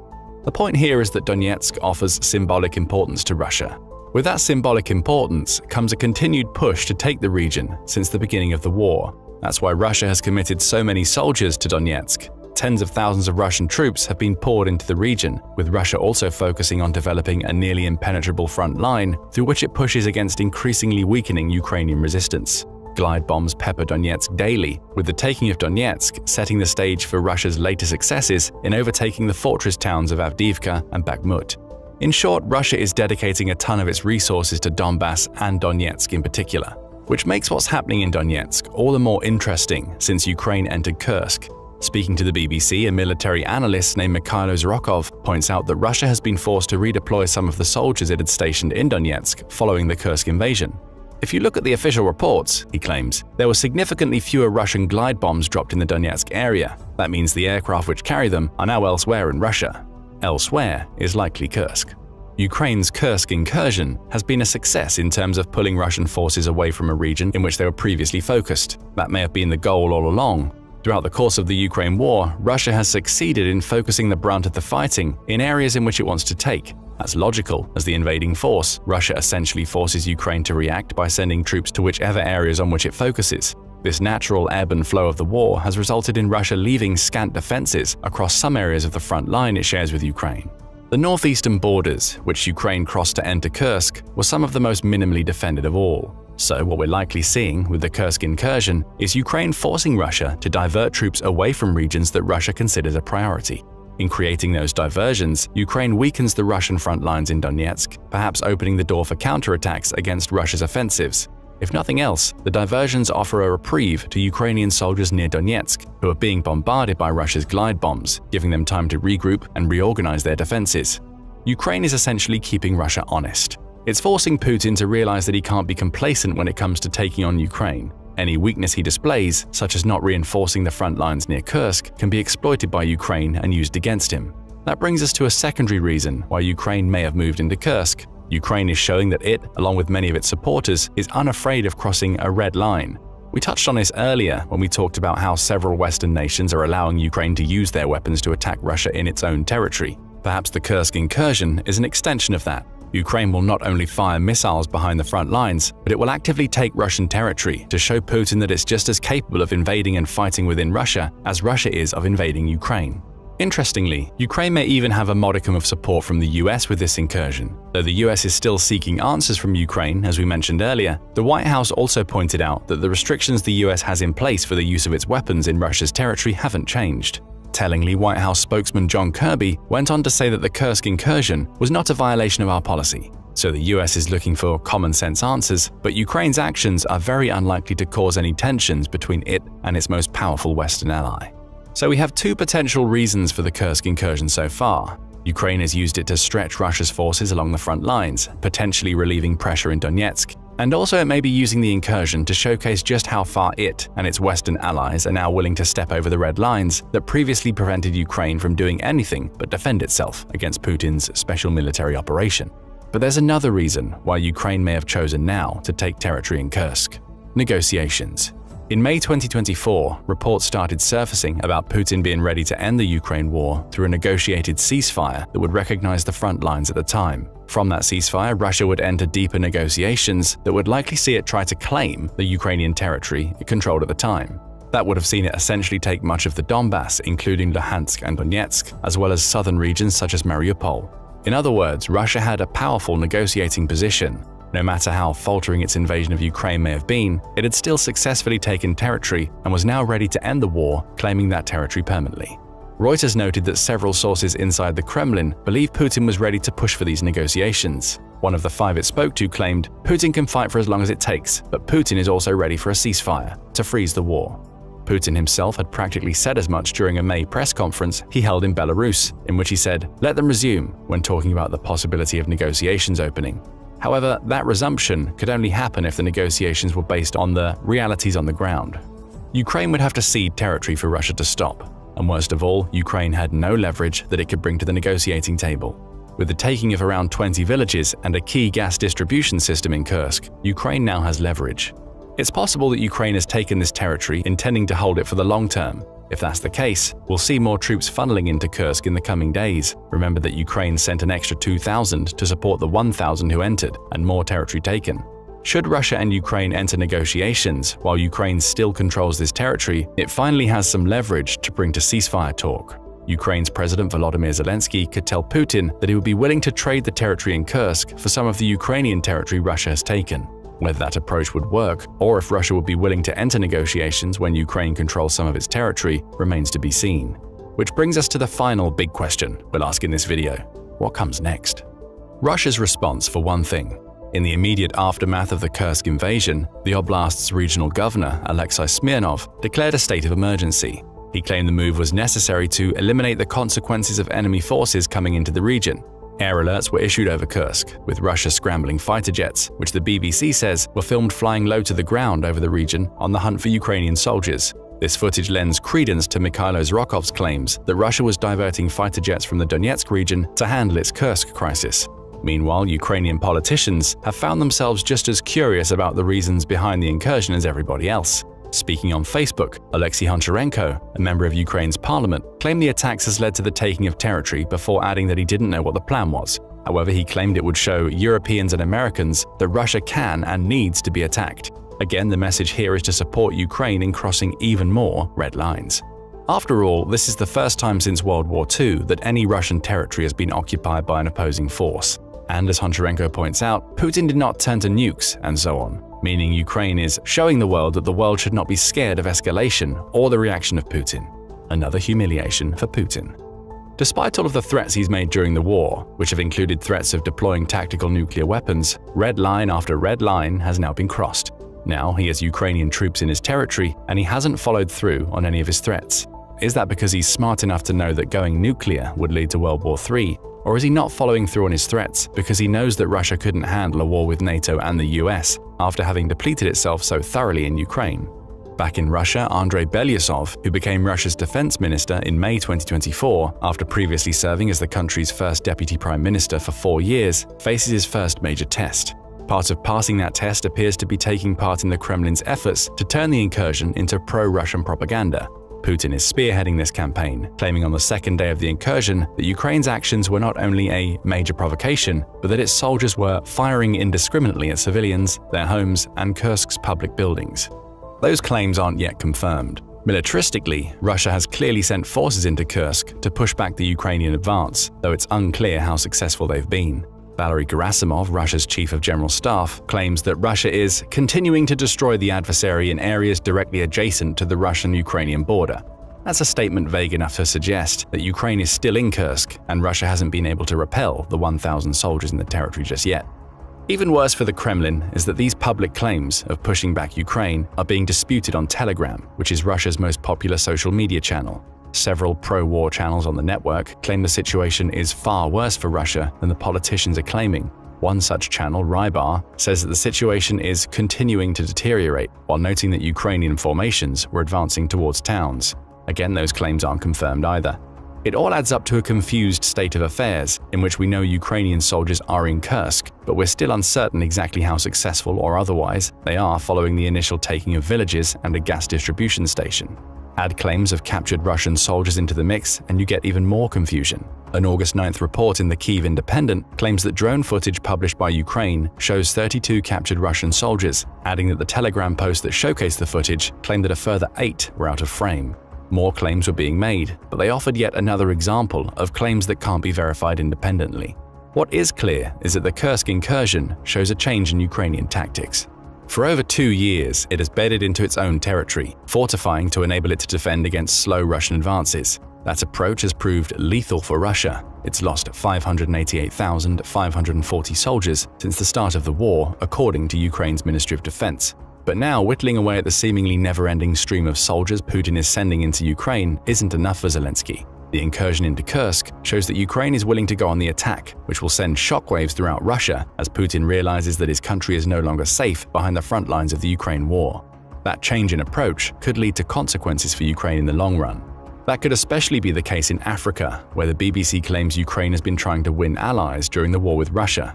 Over the last 3 days, Mali and Niger have both cut diplomatic ties with Ukraine, ostensibly over comments by a Ukrainian military official who suggested that Ukraine may have played a role in the killing of several dozen Malian soldiers in July 2024. Those soldiers were working alongside mercenaries from the infamous Wagner Group and were apparently killed in clashes with Al-Qaeda-linked militants. Andriy Yusov claimed in the immediate aftermath that the separatist rebels the Malian soldiers fought received the necessary information they needed to carry out their attacks. An unsubstantiated comment, but one that has triggered Mali, Niger, and Senegal to cut ties with Ukraine, all coincidentally right as Ukrainian troops entered Kursk. It's possible that the Kremlin put pressure on all three to do so, with Ukraine calling Mali's decision short-sighted and hasty, while claiming that it complies with all aspects of international law. Perhaps Ukraine wasn't involved in the killing of Malian troops at all. Instead, we may be seeing Russian influence-based politics at play again, as it labels Ukraine as the aggressor while using the Kursk incursion to prove its point. Ukraine loses 3 potential African allies, or at least 3 countries with which it could deepen diplomatic ties, and Russia forces a small propaganda victory. That's all conjecture, but it shows that Ukraine's differing approach to handling Russia could have ramifications on a wider scale. What isn't conjecture is that Ukraine's latest actions aren't part of the Russian plan. None of this is. The special military operation in Ukraine was supposed to be short, sharp, and devastating. Now Russia is bogged down in a protracted war that has not only cost it hundreds of thousands of soldiers and huge amounts of military equipment, but is now seeing it lose territory to a country that it's trying to conquer. The plan is failing. And with that, we'll ask you what you think about Ukraine's incursion into Kursk. Is this the start of a new approach that will see Ukraine taking even more Russian territory in the future? Or is it a short-term crossing of a red line designed to stretch Russia's troops? How do you think Putin will respond to the humiliation he's experienced as a result of this incursion?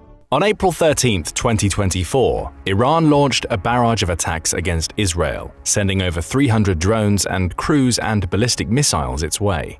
Yet not a single drone or cruise missile managed to enter Israeli airspace. For the most part, Israel has its multi-layered air defense system to thank for this extraordinary success rate. Still, the country wouldn't have been able to pull off this remarkable achievement without a hastily assembled coalition, including the US and the UK, which helped shoot down Iranian drones over Jordan, Iraq, and Syria. The speed and effectiveness at which allies came together to protect Israel brought one question to the forefront: why can't the same level of coordination and support be extended to Ukraine? Ukraine's President Volodymyr Zelensky was the first to pose the question, shortly followed by the German parliament, the famous Bundestag. In a rare feat, both the leading and opposing parties in the Bundestag were in favor of deploying the NATO integrated air defense system to protect Ukrainian airspace. But how would this protection work? Would Germany be the only country to commit resources? And why does Ukraine need so much help in the first place? These are just some of the questions we'll answer as this video progresses. But first, let's see how this important idea started brewing in Germany. The German parliament members, MPs, were actually the first to put this idea forward. It initially came from German military experts like Nico Lange, a senior fellow at the Munich Security Conference, and Lieutenant General Heinrich Braus, a former NATO Assistant Secretary General for Defense Policy and Planning. However, it's the Bundestag that has the power to turn this idea into reality, so it shouldn't be surprising that the proposal only gained significant traction when taken up by German parliament members. As mentioned, and as reported by Frankfurter Allgemeine Zeitung, a German media outlet, both the members of the ruling liberal-left coalition, the Greens and the Free Democratic Party, as well as the members of the opposing Christian Democratic Union, supported the idea of deploying NATO air defense systems to protect Ukrainian airspace. Here's what MPs from these parties had to say on the matter. Markus Faber of the Free Democratic Party discussed the feasibility of Ukrainian protection plans in the long run. He pointed out that there's currently a limited number of air defense systems and missiles available. So according to Faber, step one would be securing a sufficient number of these systems. Only then should the Western allies fully commit to protecting the Ukrainian skies. Roderich Kiesewetter of the Christian Democratic Union explained what kind of effect this commitment would have on Ukraine. According to him, shooting down Russian drones over Ukraine would ease the burden on the Ukrainian air defense and allow it to protect the front. And given how forcefully Russia has been attacking that front in recent times, Ukraine can't afford to miss any opportunity to strengthen its defenses. But how would this strengthening even work? Agnieszka Brugger, the deputy chair of the Greens, explained which part of the Ukrainian airspace could be protected by NATO, as well as which countries should be part of this endeavor. In her words, the air defense systems should be deployed on the borders of countries that border Ukraine, so that they could also protect Ukraine's western regions. Anton Hofreiter, the chairman of the German Committee on European Affairs and a member of the same party, further specified which countries could be expected to help protect Ukraine in the long run. According to Hofreiter, Ukrainian airspace could be protected by systems located on the territory of Poland and Romania. The plan is to establish a safe zone extending some 43 miles into the Ukrainian territory and protect this zone using the NATO Integrated Air Defense System units stationed in these two countries. The NATO Integrated Air and Missile Defense System, NATINAMS for short, is a command and control network that combines the radar, missile systems, and aircraft of NATO member countries to ensure comprehensive air defense coverage and coordination. The Center Allied Air Command of all NATO member countries in Europe is based at Ramstein Air Base in Germany, which coordinates centers spread all over the continent. Both Romania and Poland house an air operations center, the former in Balotesti and the latter in Poland, Warsaw Pry. Both countries also have a rather developed complex of radar stations, which makes them ideal candidates for helping to protect Ukrainian airspace.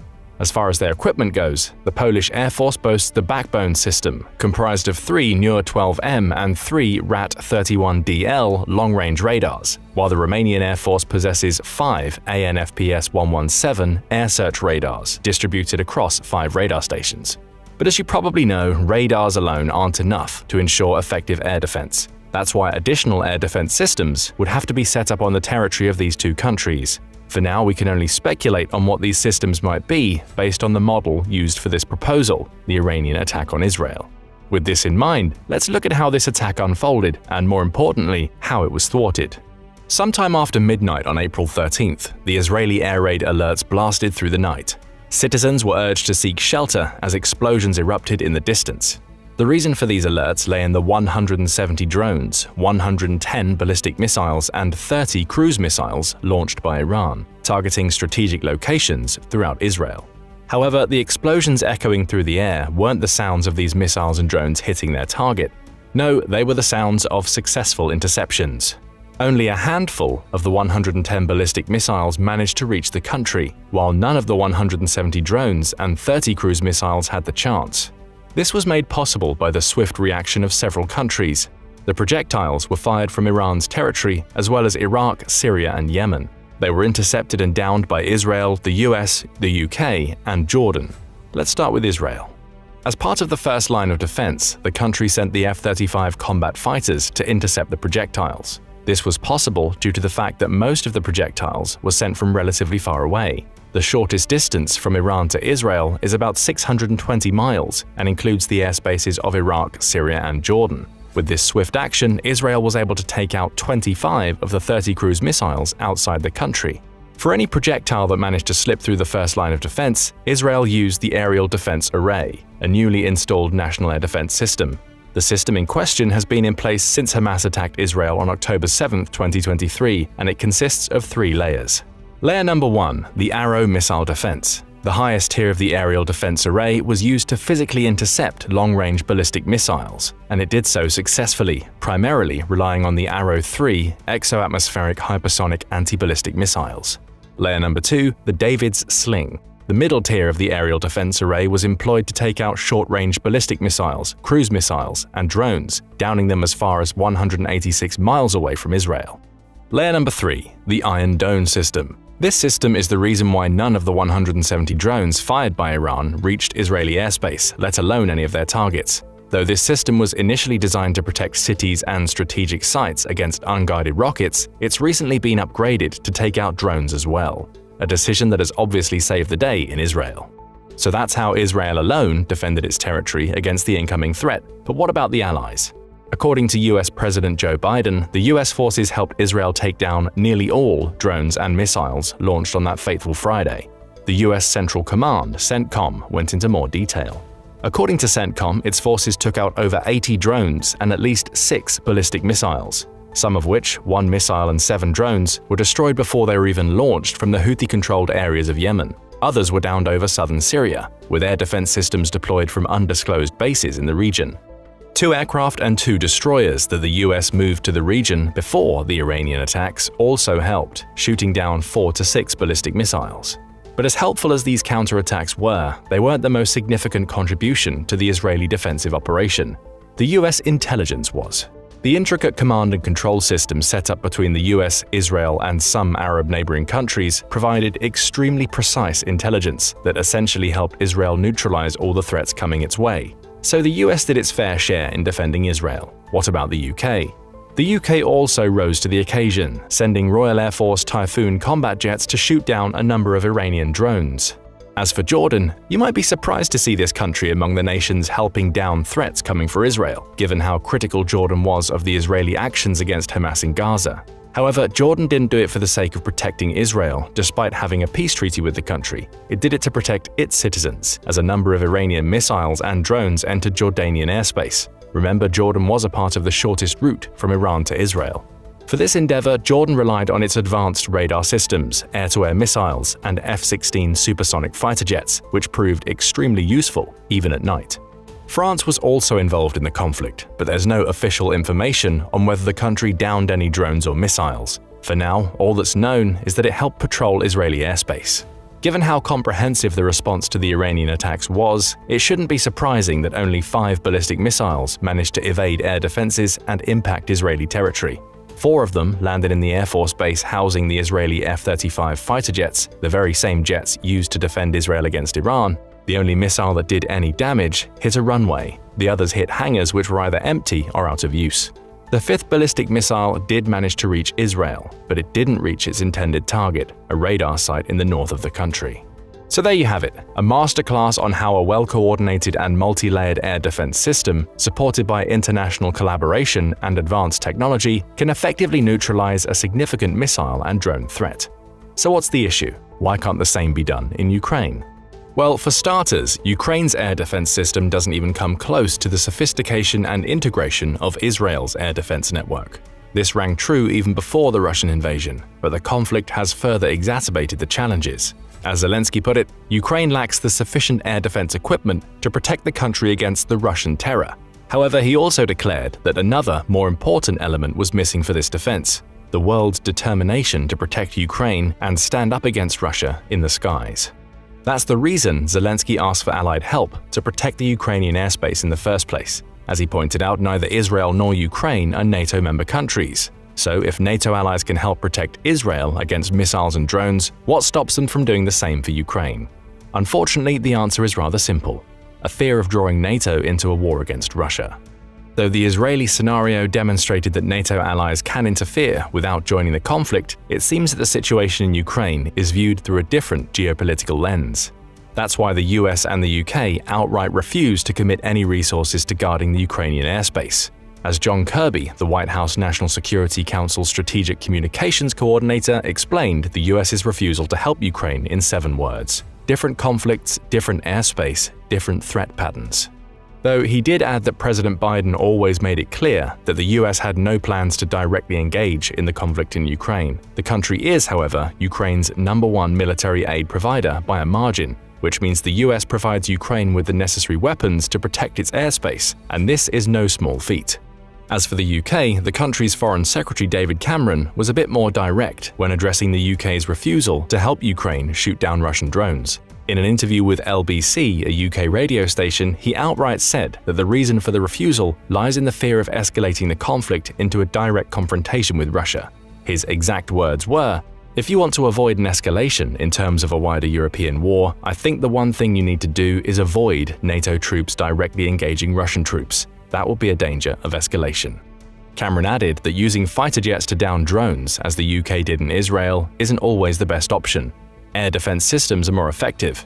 In other words, Ukraine needs air defense systems and not fighter jets.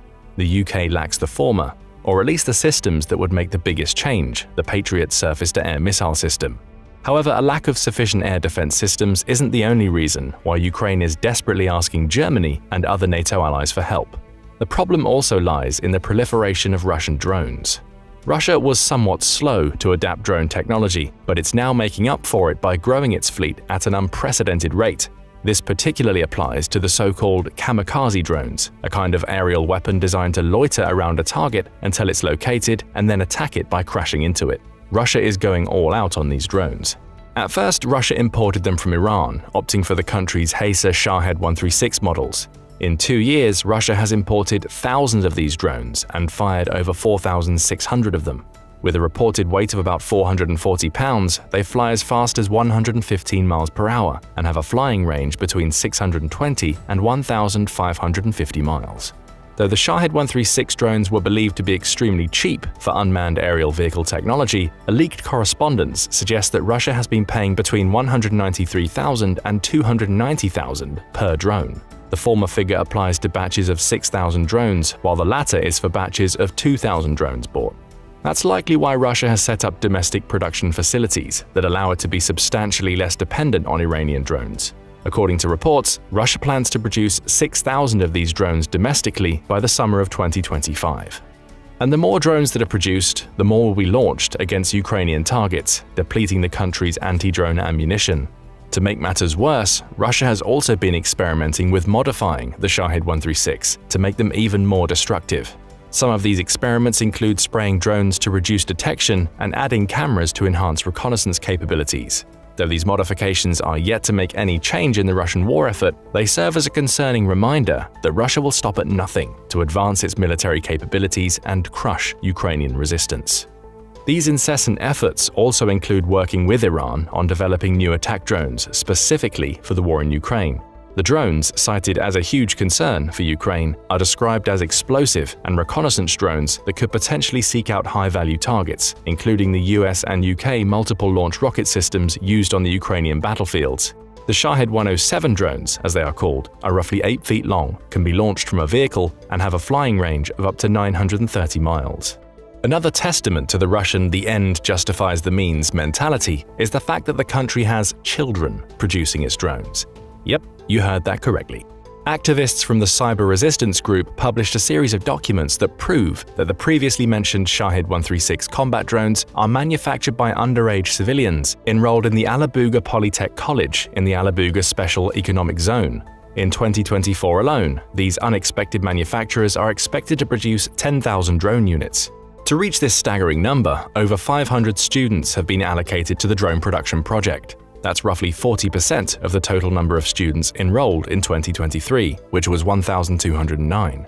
These students are engaged in various fields of manufacturing, including electric installation, industrial robotics, and numerical control programming. Given Russia's unscrupulous but unyielding efforts in the drone department, it shouldn't be surprising Ukraine needs all the help it can get in the skies. Though to be fair, Ukraine boasts pretty impressive interception rates, given the threat it faces every day.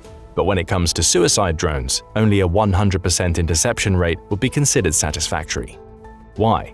Because even if a single drone reaches its target, it can unleash devastation and take many lives in the process. Worst of all, the Ukrainian success rate at intercepting drones is gradually decreasing. The first few months of 2024 have been particularly challenging, as Ukraine has stretched its air defense units to their limits, facing an onslaught of Russian drones hitting cities with deadly accuracy and frequency, and Ukraine has only managed to shoot down about 82% of them. This begs the question, how low will this rate go before the Western allies interfere? As things stand, Ukraine can only defend itself against these deadly attacks with their help. The help in question could come in two forms: Number 1. The Allies can supply more air defense systems to Ukraine, prioritizing models designed to intercept drones. Number 2. The Allies could get involved more directly. They can support Ukrainian efforts to strike crucial targets like air bases, manufacturing facilities, and drone storage sites within Russia. After all, destroying Russian drones before they're even launched is the most effective way to protect Ukraine from the devastation they cause. The second approach also includes downing the already launched drones, which is what NATO essentially did for Israel. So will Ukraine be as lucky as Israel anytime soon? As things currently stand, the answer is unfortunately no. Well, at least as far as the second, more direct approach goes. You see, the German proposal to use NATO-integrated air defense systems to protect Ukrainian airspace has been rejected by the ruling party, the Social Democratic Party. Why? For the same reasons the US and UK refused to help Ukraine. It's simply too dangerous. To quote the head of the Social Democratic Party, Rolf Mützenich, protecting Ukrainian airspace via a NATO deployment would go against the principle of not becoming actively engaged in the war. Mützenich used two simple words to describe what this proposal could be: fire hazard. And the fire in question could consume not just Ukraine, but NATO as well. However, it's highly unlikely German MPs will just give up on the idea. After all, we're talking about a country that has helped Ukraine massively since the beginning of Russian aggression, so much so that it's become the second largest provider of military aid to the country. A great deal of this aid has also been focused on the Ukrainian Air Force specifically. Here's a brief overview of all the air defense systems Germany sent to Ukraine since the beginning of the invasion.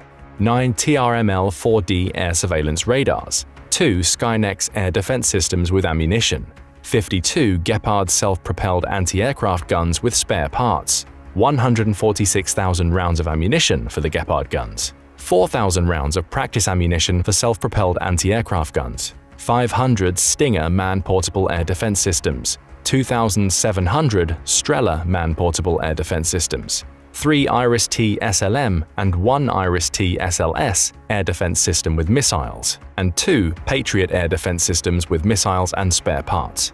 And that's not all. As of May 2024, Germany plans to further raise these numbers by sending another Patriot air defense system and more Patriot missiles, 2 more Skynex air defense systems with ammunition, 9 more Iris-T SLM systems, 11 more Iris-T SLS systems, and additional Iris-T SLM and Iris-T SLS missiles, and 15 Gepard self-propelled anti-aircraft guns with 249,680 rounds of ammunition. In the drone department, Germany has been equally generous. So far, the country has sent the following equipment: 212 vector reconnaissance drones with spare parts, 215 RQ-35 Hydron reconnaissance drones, 18 Promoco-1 reconnaissance drones, 7 Songbird reconnaissance drones, 70 frequency range extensions for anti-drone devices, 84 anti-drone sensors and jammers, 180 RF-360 drone detection systems, 93 drone sensors, 1 Lunar NG reconnaissance system, 10 anti-drone guns, 12 electronic anti-drone devices, and 20 unmanned surface vessels. Plus, in the coming months, Germany will send an additional 263 vector drones, 34 Hydron drones, 15 anti-drone sensors and jammers, and 50 unmanned surface vessels. Though each of these pieces of equipment is a lifesaver for Ukraine in its fight to protect its skies, none are arguably as important as the Iris and Patriot air defense systems. The Iris systems gifted by Germany have so far demonstrated a 100% kill rate in the Ukrainian war, managing to shoot down all targets, even when facing overwhelming odds. This system has also proven incredibly successful against the notorious Shahed 136 kamikaze drones. One look at the capabilities of the Iris air defense systems, and these success rates will make perfect sense. The Iris missile itself has a range of up to 25 miles and can hit targets flying at an altitude of up to 66,000 feet. The system's radar has a detection range of up to 155 miles, which allows it to track targets with high precision. But the best thing about this system is the agility of the Iris missile. This, paired with an active radar proximity fuse and improved heat-seeking homing, allows the missile to take out fast-moving and small targets like those often seen in Russian attacks on Ukraine. As far as the Patriot air defense system goes, it offers a higher altitude defense against ballistic missiles, aircraft, and drones, sort of like the highest tier of the Israeli aerial defense array. As Ukraine lacks native air defenses, it heavily relies on the Patriot system to safeguard its airspace. According to Zelensky, Ukraine needs about 25 of these systems to successfully do so. However, so far Germany has been the only country that has sent multiple Patriot systems and batteries to Ukraine. Despite Zelensky's pleading with allies to follow in Germany's footsteps, none of the other NATO countries that possess these systems – Greece, the Netherlands, Poland, Romania, Spain and Sweden – have committed to sending them. As for the US, the country sent one Patriot system in 2022. However, it plans to send more in 2024 as part of a massive aid package. But what makes Germany different from all other allies is, the country hasn't just been sending military aid to Ukraine, it's also been tirelessly pleading with other allies to do so. That's why this current push to use the NATO integrated air defense system to protect Ukraine seems so promising. As mentioned, Germany has been particularly proactive about Ukrainian air defense. In April 2024, the country launched a new initiative to secure more critically needed air defense systems for Ukraine. As Germany's Minister for Foreign Affairs, Annalena Baerbock, puts it, stronger air defenses are a matter of life and death for thousands of people in Ukraine and the best protection for our own security. German Chancellor Olaf Scholz continued these pleas by urging European allies to look at their stocks and provide whatever air defense systems they can to Ukraine. Of course, he highlighted the importance of the Patriot systems, which are the only systems that can counter all Russian attacks, whether via aircraft, missiles, or drones. Now, European countries are facing a choice: meet NATO's capability targets for their own states or provide more aid to Ukraine. However, even NATO seems to be pushing for the second option, joining Germany's efforts. The alliance's Secretary-General Jens Stoltenberg said that sacrificing individual countries' stockpile targets for the sake of aiding Ukraine is the only right choice. For now, it seems that the Netherlands, Czech Republic and Denmark might be the first to rally behind the proposal. Polish officials have also previously discussed the possibility of aiding Ukraine more directly, but so far no concrete decisions have been made. Though if Germany succeeds in realizing its proposal, Poland will undoubtedly have a major role to play in defending Ukrainian airspace. But what do you think? Do you believe Germany will manage to find a way to protect Ukrainian airspace from drones? And if so, will Russia see this move as a clear message that Ukraine isn't alone, or just as an invitation to start an all-out war? And finally, which countries besides Germany will risk this all-out war to help Ukraine? The S-400 air defense system has become a hot commodity on the global stage, hailed as the crown jewel of military hardware. From Algeria's acquisition in 2021 to Belarus beefing up its arsenal in 2022 to counter NATO, and even China securing units to guard the contentious Senkaku Islands and Taiwan from 2018, the S-400's client list reads like a who's who of global powers. India joined the club with a whopping $5.3 billion deal in 2018, undeterred by political sanctions from its ally, the United States. Meanwhile, Turkey, a NATO member, faced real sanctions, trading access to the F-35 program for the Russian defense system. The widespread adoption and the risks nations are willing to take to possess the S-400 beg the question: is it really the ultimate shield it's cracked up to be? Can it truly outsmart fifth-generation stealth fighters? In this video, we're diving deep into the world of the S-400, examining its strengths, shortcomings, and debunking myths. We'll also talk about why its Nebo-M radar system sucks, and how its lack of interceptors make it vulnerable compared to other air defense systems out there. And we also look into questions like, can Putin's prized air defense system pinpoint and neutralize US fighters before they deploy their arsenal or coordinate a strike from afar? Let's see what our military experts have to say. But first, it's origin story time. Russia's S-400 Triumph is an evolution of the Cold War-era S-300 air defense system. It's a mobile system capable of shooting down aircraft, drones, and cruise missiles. It also has a terminal ballistic missile defense capability.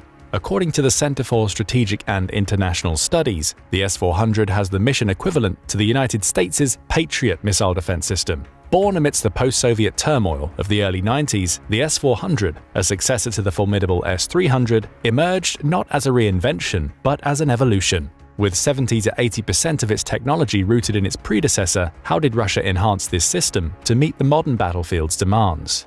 The leap from S-300 to S-400 brought significant advancements, upgraded radars, new missiles extending its reach, and fortified defenses against electronic attacks. But with these improvements, just how much more effective did the S-400 become? Introduced in 2007, boasting a range of up to 400 kilometers and the capability to engage 80 targets at once, the S-400 represents a leap in defensive technology. Each battalion's 8 launchers, equipped to fire 4 missiles each, stand ready to challenge the skies. But that's not all.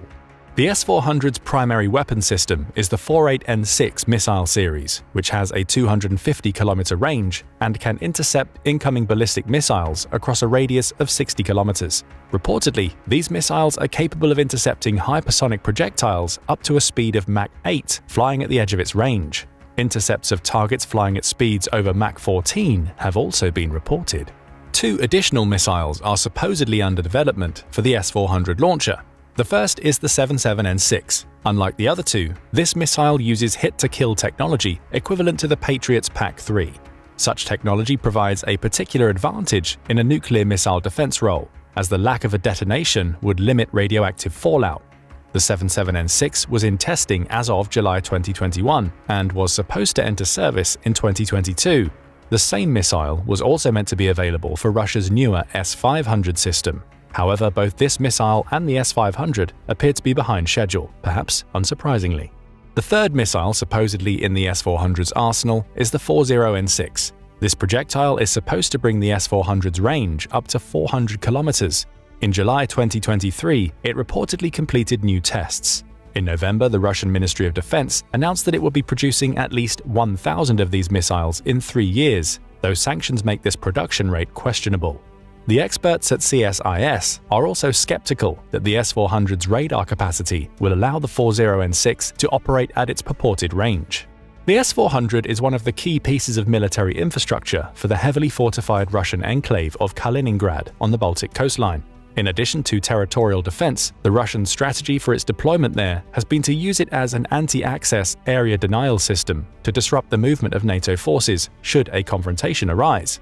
The S-400 also saw service with Russian troops deployed in Syria, and it's a key aspect of Russia's strategy to defend Crimea.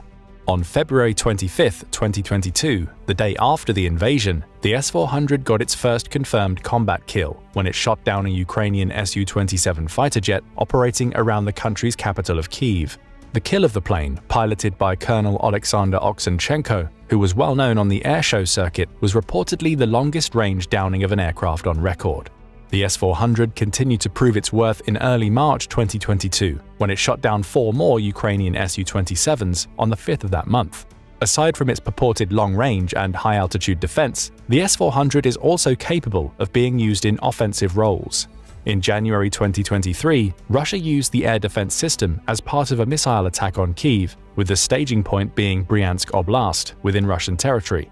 Debris recovered after the attack by Ukrainian forces confirmed that the missile in question came from the S-400. So in the S-400, Russia has a formidable defensive and potentially offensive system, but just how good is it, really? Unfortunately for the S-400, the results in real-world, non-biased tests seem to indicate that it doesn't quite live up to the hype the Russians have built for it. At this point, we're not exactly surprised. Given Putin's track record of overhyping his weapons' capabilities in the past, perhaps skepticism was warranted all along. So what exactly falls short in the S-400's capabilities? Perhaps the best example came from the Turks. In December 2021, only a few years after it purchased the S-400 in the face of American sanctions, Ankara announced it would be going full throttle in developing a domestic air defense system to replace the Russian import. This is because Turkey actually accused Russia of fraud in the advertising of its S-400. These accusations came through the results of a series of tests in early 2020, where the S-400 was put up against drones and F-16 fighter jets. The Turks found that although their S-400 systems could indeed track targets up to 400 kilometers away, the said targets needed to be at an altitude of at least 20 kilometers for the air defense to work at the range it was advertised for. If the target drops below 5 kilometers, the efficiency drops enough to allow enemies to attack the S-400's position. The detection efficiency at such low altitudes, the Turks claim, drops between 30 and 40%. When the target drops to an altitude of 1 kilometer, the S-400's effective detection range goes down to a distance between 70 to 180 kilometers, depending on the terrain. Below 1 kilometer, the range drops enormously to only a few kilometers. In other words, the S-400's range is highly dependent on terrain, weather conditions, and the altitude of a target. The Turks say that low-altitude missiles and loitering munitions are therefore highly effective against the S-400. This sounds pleasing to the ears, but there is a problem with the assessment, and we will look into that in a bit. Right now, let's take a look at the S-400's supposedly greatest aspect and a key part of its hype for export, the inclusion of the NEBO-M radar system. Is it all it's cracked up to be?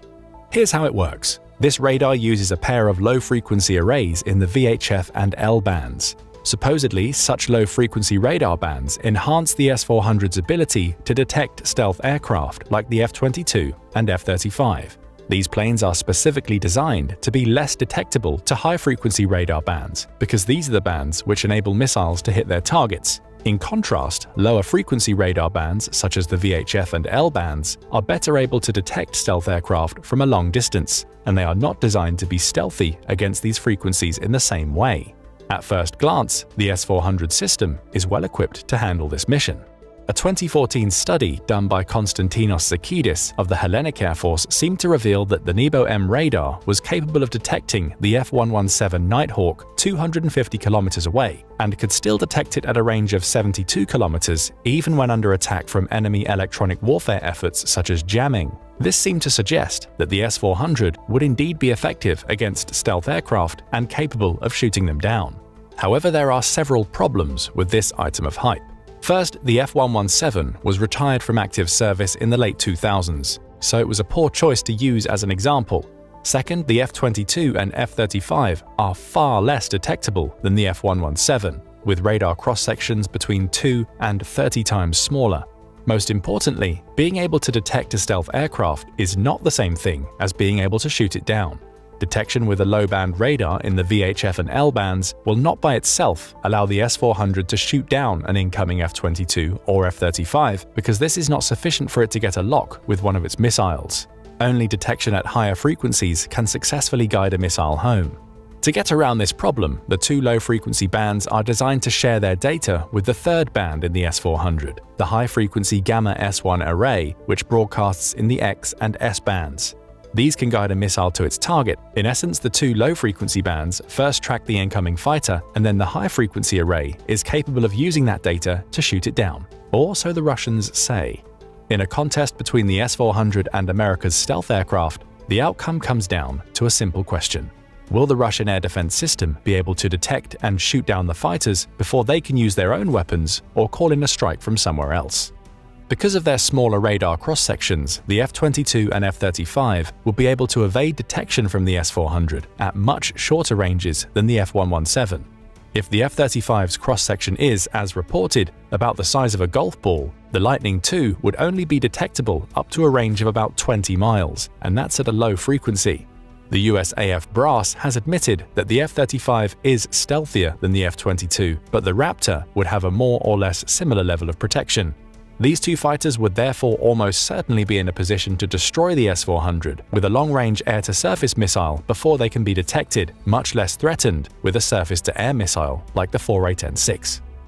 For these reasons, shooting down the fifth-generation fighters is a much taller task for the S-400 to overcome than being able to casually shoot down the fourth-generation fighters that it did in the early days of the war in Ukraine.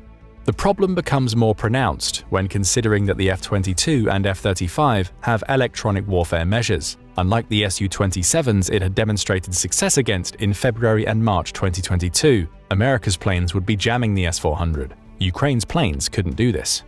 But the S-400 has another problem that makes it less effective than it's hyped to be. At best, a full battalion would be able to launch 32 missiles in the sky. All air defense systems will be overwhelmed if the volume of incoming fire exceeds the system's capacity to respond. This is how Hamas overwhelmed Israel's vaunted Iron Dome in its October 2023 terrorist attack. The thousands of rockets that it launched into Israel, low-tech as they were simply too much for Iron Dome to overcome in such a short time. A typical Iron Dome battery consists of 3 or 4 launchers with a capacity of 20 missiles per launcher, making for a total between 60 and 80 missiles in the system. Its high capacity is one of the reasons it's proven so effective in countering projectiles that threaten Israeli population centers. The American-Norwegian NASAMS is another air defense system with a high payload capacity. A typical NASAMS-2 battery consists of 12 launchers, each of which has 6 missiles apiece, meaning that it can have 76 interceptors on standby. A Patriot battery, meanwhile, hosts 6 to 8 launching stations. Each launcher can carry 4 PAC-2 missiles or 16 PAC-3 missiles. As such, a typical Patriot battery has between 24 and 128 missiles, depending on how many launchers there are in the battery and whether the PAC-2 or the PAC-3 is the intended missile. So we see that the S-400 is lacking in interceptors compared to other air defense systems out there, including the Patriot, its closest American equivalent. The best way to overwhelm it would therefore be to launch a series of low-altitude cruise missiles or drones. We don't need to look at the Turks' test in 2020 to bear this conclusion out. In April 2017, the United States launched a series of cruise missile strikes against targets in Syria in response to the Bashar al-Assad regime's use of chemical weapons in that country's civil war. The American cruise missiles specifically targeted the Shirat Air Base near the city of Homs. There were S-400 systems in the area to defend the base. However, they failed to intercept the incoming American projectiles at a distance of 175 kilometers, far less than the purported 400-kilometer range that it has, and even less than the 4A-10-6's effective range of 250 kilometers. Not a single American cruise missile was shot down in that operation. A year later, the United States again launched a cruise missile attack against targets in Syria with a similar level of success. The S-400 may also be vulnerable to much lower levels of technology than that seen in the United States' fifth-generation fighters. Recall that the S-400 bases at least 70% of its technology on the older S-300. The supposedly advanced NEBO-M radar system is the same as that used on the S-300, and the older air defense array has proven vulnerable against strikes from cruise missiles and drones like the Turkish Bayraktar TB2. In both Syria and the war between Armenia and Azerbaijan in 2020, the S-300 and its NEBO-M radar proved less effective against both of these arms. However, in an actual conflict between the United States and Russia, things would not be this simple. The S-400 is at its best when it's part of an integrated air defense network with other assets like AWACS planes. The Turks did not use its S-400 system in this way during their tests, so its less than perfect results for them might not have been surprising. The same goes with the Syrians in 2017. The presence of these planes will increase the efficiency of the S-400 significantly. All the same, Ukraine has proven quite good at detecting and shooting these planes down in early 2024. Russia has lost 2 of its 9 modernized operational A-50 AWACS planes to Ukrainian air defense missiles. In an air environment against an adversary like the United States, with even longer-range missiles and almost certain air superiority, if not air dominance, these planes would have a much harder time operating unimpeded, especially when the USAF can deploy the coming AIM-260 JATM in large numbers by the end of the decade. Russia would need to hide its A-50s at greater distances and behind fighters and air defense systems to defend them, making them less effective. In Ukraine, the S-300F air defense system proved incapable of stopping the cruiser Moskva, the flagship of the Russian Black Sea Fleet, from being sunk through a combination of drones to provide distraction and subsonic Neptune cruise missiles to deliver the killing blows. The poor weather that day again seemed to suggest that the S-300 and its successor, the S-400, had comparatively poor performance against targets flying at low altitudes, especially in less than optimal environmental conditions. The S-400 has had other problems in Ukraine. On August 23, 2023, an S-400 system defending Crimea mysteriously went up in flames near the village of Olenivka, on the peninsula's westernmost point. It was not clear what exactly caused the explosion, though experts suspected that a long-range air-launched Storm Shadow cruise missile provided by the British and French was responsible for the incident. It's also possible that the strike could have come from a Neptune or Harpoon anti-ship missile modified to hit targets on land, although this was less likely. Either way, even in the presence of a more integrated air defense network, the S-400 proved incapable of defeating a Ukrainian precision missile strike. According to the Oryx blog, Russia has lost 1 command post for an S-400, 1 5P-85T2 launcher, 5 5P-85SM201 launchers, 1 92N6A radar station for the S-400, and 1 support truck for the air defense system as of March 7, 2024. All of these have been destroyed. The destruction of the support truck in January 2024 seemed to confirm that Russia had deployed its S-400 system on internationally recognized Ukrainian territory for forward combat operations. Previously, the Russian armed forces had been known only to deploy the S-400 in Crimea, within Russian territory, and within the borders of Belarus to create a north-south area of coverage over the entire front in Ukraine. Despite its hype as a stealth-killing system, the S-400 likely isn't going to be taking out F-22s and F-35s anytime soon, even if it can detect their presence with its low-frequency radar. The United States' coming 6th-generation fighters, the Air Force's INVADE and Navy's F/A-XX, will almost certainly be even less observable than the 5th-generation fighters, making the S-400's task of defending the skies over Russian positions that much more difficult. The F-35's situational awareness adds another wrinkle to the S-400's prospects in a conflict, as its flying supercomputer attributes enable it to link with other assets in all branches of the United States Armed Forces to create what the brass at the Pentagon calls a kill web.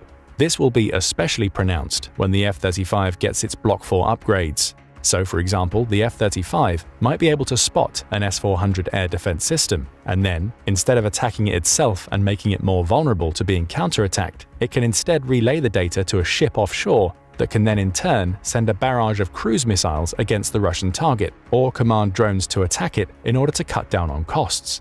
The coming 6th-generation fighters in America's air fleet will improve upon these abilities. All of this is not to say that Russia's S-400 is a poor-quality system, but rather that the claims that it can destroy stealth aircraft just because its low-frequency radar might be able to detect them likely would not stand up to scrutiny in a real-world confrontation. Its comparatively low amount of available ammunition per battery would also be a problem in a full confrontation with the United States and NATO. The S-400 remains capable, but like usual, just not as capable as Russia claims. What do you think about Russia's S-400? Was it worth it for Turkey to acquire in the face of American sanctions? Ukraine has been on a knife edge in its war with Russia over the last year. During that time, it's been forced to confirm that its counter-offensive, which was designed to push Vladimir Putin's troops back, had failed, and it's been gradually losing territory to the Moscow steamroller. Russia has been taking ground. Avdiivka represents perhaps the largest victory for Putin over the last year of the war. The city, which Ukraine had transformed into a fortress, fell in 2024 after Moscow committed wave after wave of attack, beginning in October 2023. Putin hailed the taking of Avdiivka as being hugely important for Russia, not least because controlling the city means Ukraine loses its main route into Donetsk. Along with that victory, Russia has made some serious inroads into Bakhmut, as well as taking several villages around Zaporizhia. Some commentators say there's now a stalemate on the front lines. That's not the case. Russia is advancing thanks to its ability to constantly bombard Ukrainian positions with artillery and troops. The war of attrition has been playing out in Putin's favor, not least of which because he has the funds to support his war effort at a time when Ukraine has started to run low. But that's all changed. And with that comes the possibility that Ukraine could be on the verge of destroying Putin's ambitions. All of which brings us to the key questions we'll answer in this video. What's the seismic change that's happened that will allow Ukraine to finally push back against Russia? And perhaps more crucially, what does this mean for Putin's ambitions not just in Ukraine, but the rest of Europe? The answer to the first of those questions is simple. Both the United Kingdom and the United States have approved massive aid packages that are going to be a major help to Ukraine in the months to come. We'll start with the UK's package. On April 23, 2024, UK Prime Minister Rishi Sunak travelled to Poland for a meeting in which he aimed to strengthen the country's security ties with one of Europe's emerging military nations. During that meeting, he announced that the UK had approved a £500 million, approximately $620 million, aid package that would account for the country's largest ever delivery of military equipment to a wartime ally. The announcement brought the UK's funding total in Ukraine up to $3.7 billion for the financial year, with most of the money going toward funding equipment that Ukraine desperately needs to fend off the Russian offensive. Among that equipment will be 60 boats, including raiding craft, dive boats, and maritime guns that can be used both to fend off any Russian naval offenses as well as provide Ukraine with options for making inroads into Russian-controlled territory in Ukraine. The UK will also provide 400 military vehicles split between 78 all-terrain vehicles, 160 Husky vehicles, which come with protective armor, and a further 162 armored vehicles of different types. Plus, the UK will bolster Ukraine's missile stocks. The money will pay for 1,600 air defense and strike missiles that may help Ukraine deal with Russia's constant bombardments. Add to that a small number of Storm Shadow long-range guided missiles, which are capable of traveling for about 150 miles, providing Ukraine with the ability to strike Russian targets from a great distance, and you have a comprehensive equipment package. And that's not all. The UK will also provide Ukraine's ground soldiers with 4 million rounds of small arms ammunition, as well as support from its engineering industry. There's also mention of supplying drones in the press release announcing the aid package. The UK's Defence Secretary Grant Shapps was bullish when speaking about the package, pointing out that the UK was the first to provide Ukraine with modern tanks, long-range missiles, and NLAW anti-tank missiles. Now we are going even further. We will never let the world forget the existential battle Ukraine is fighting, and with our enduring support, they will win. Those are big words. But as impressive as the UK's aid package may be, alone it would not be enough to turn the tide of war in Ukraine's favour. At best, it would give Ukraine enough ammunition to defend itself for a few more months, but more is needed for Ukraine to stand any chance of destroying Putin's hope of taking the country. Enter the United States.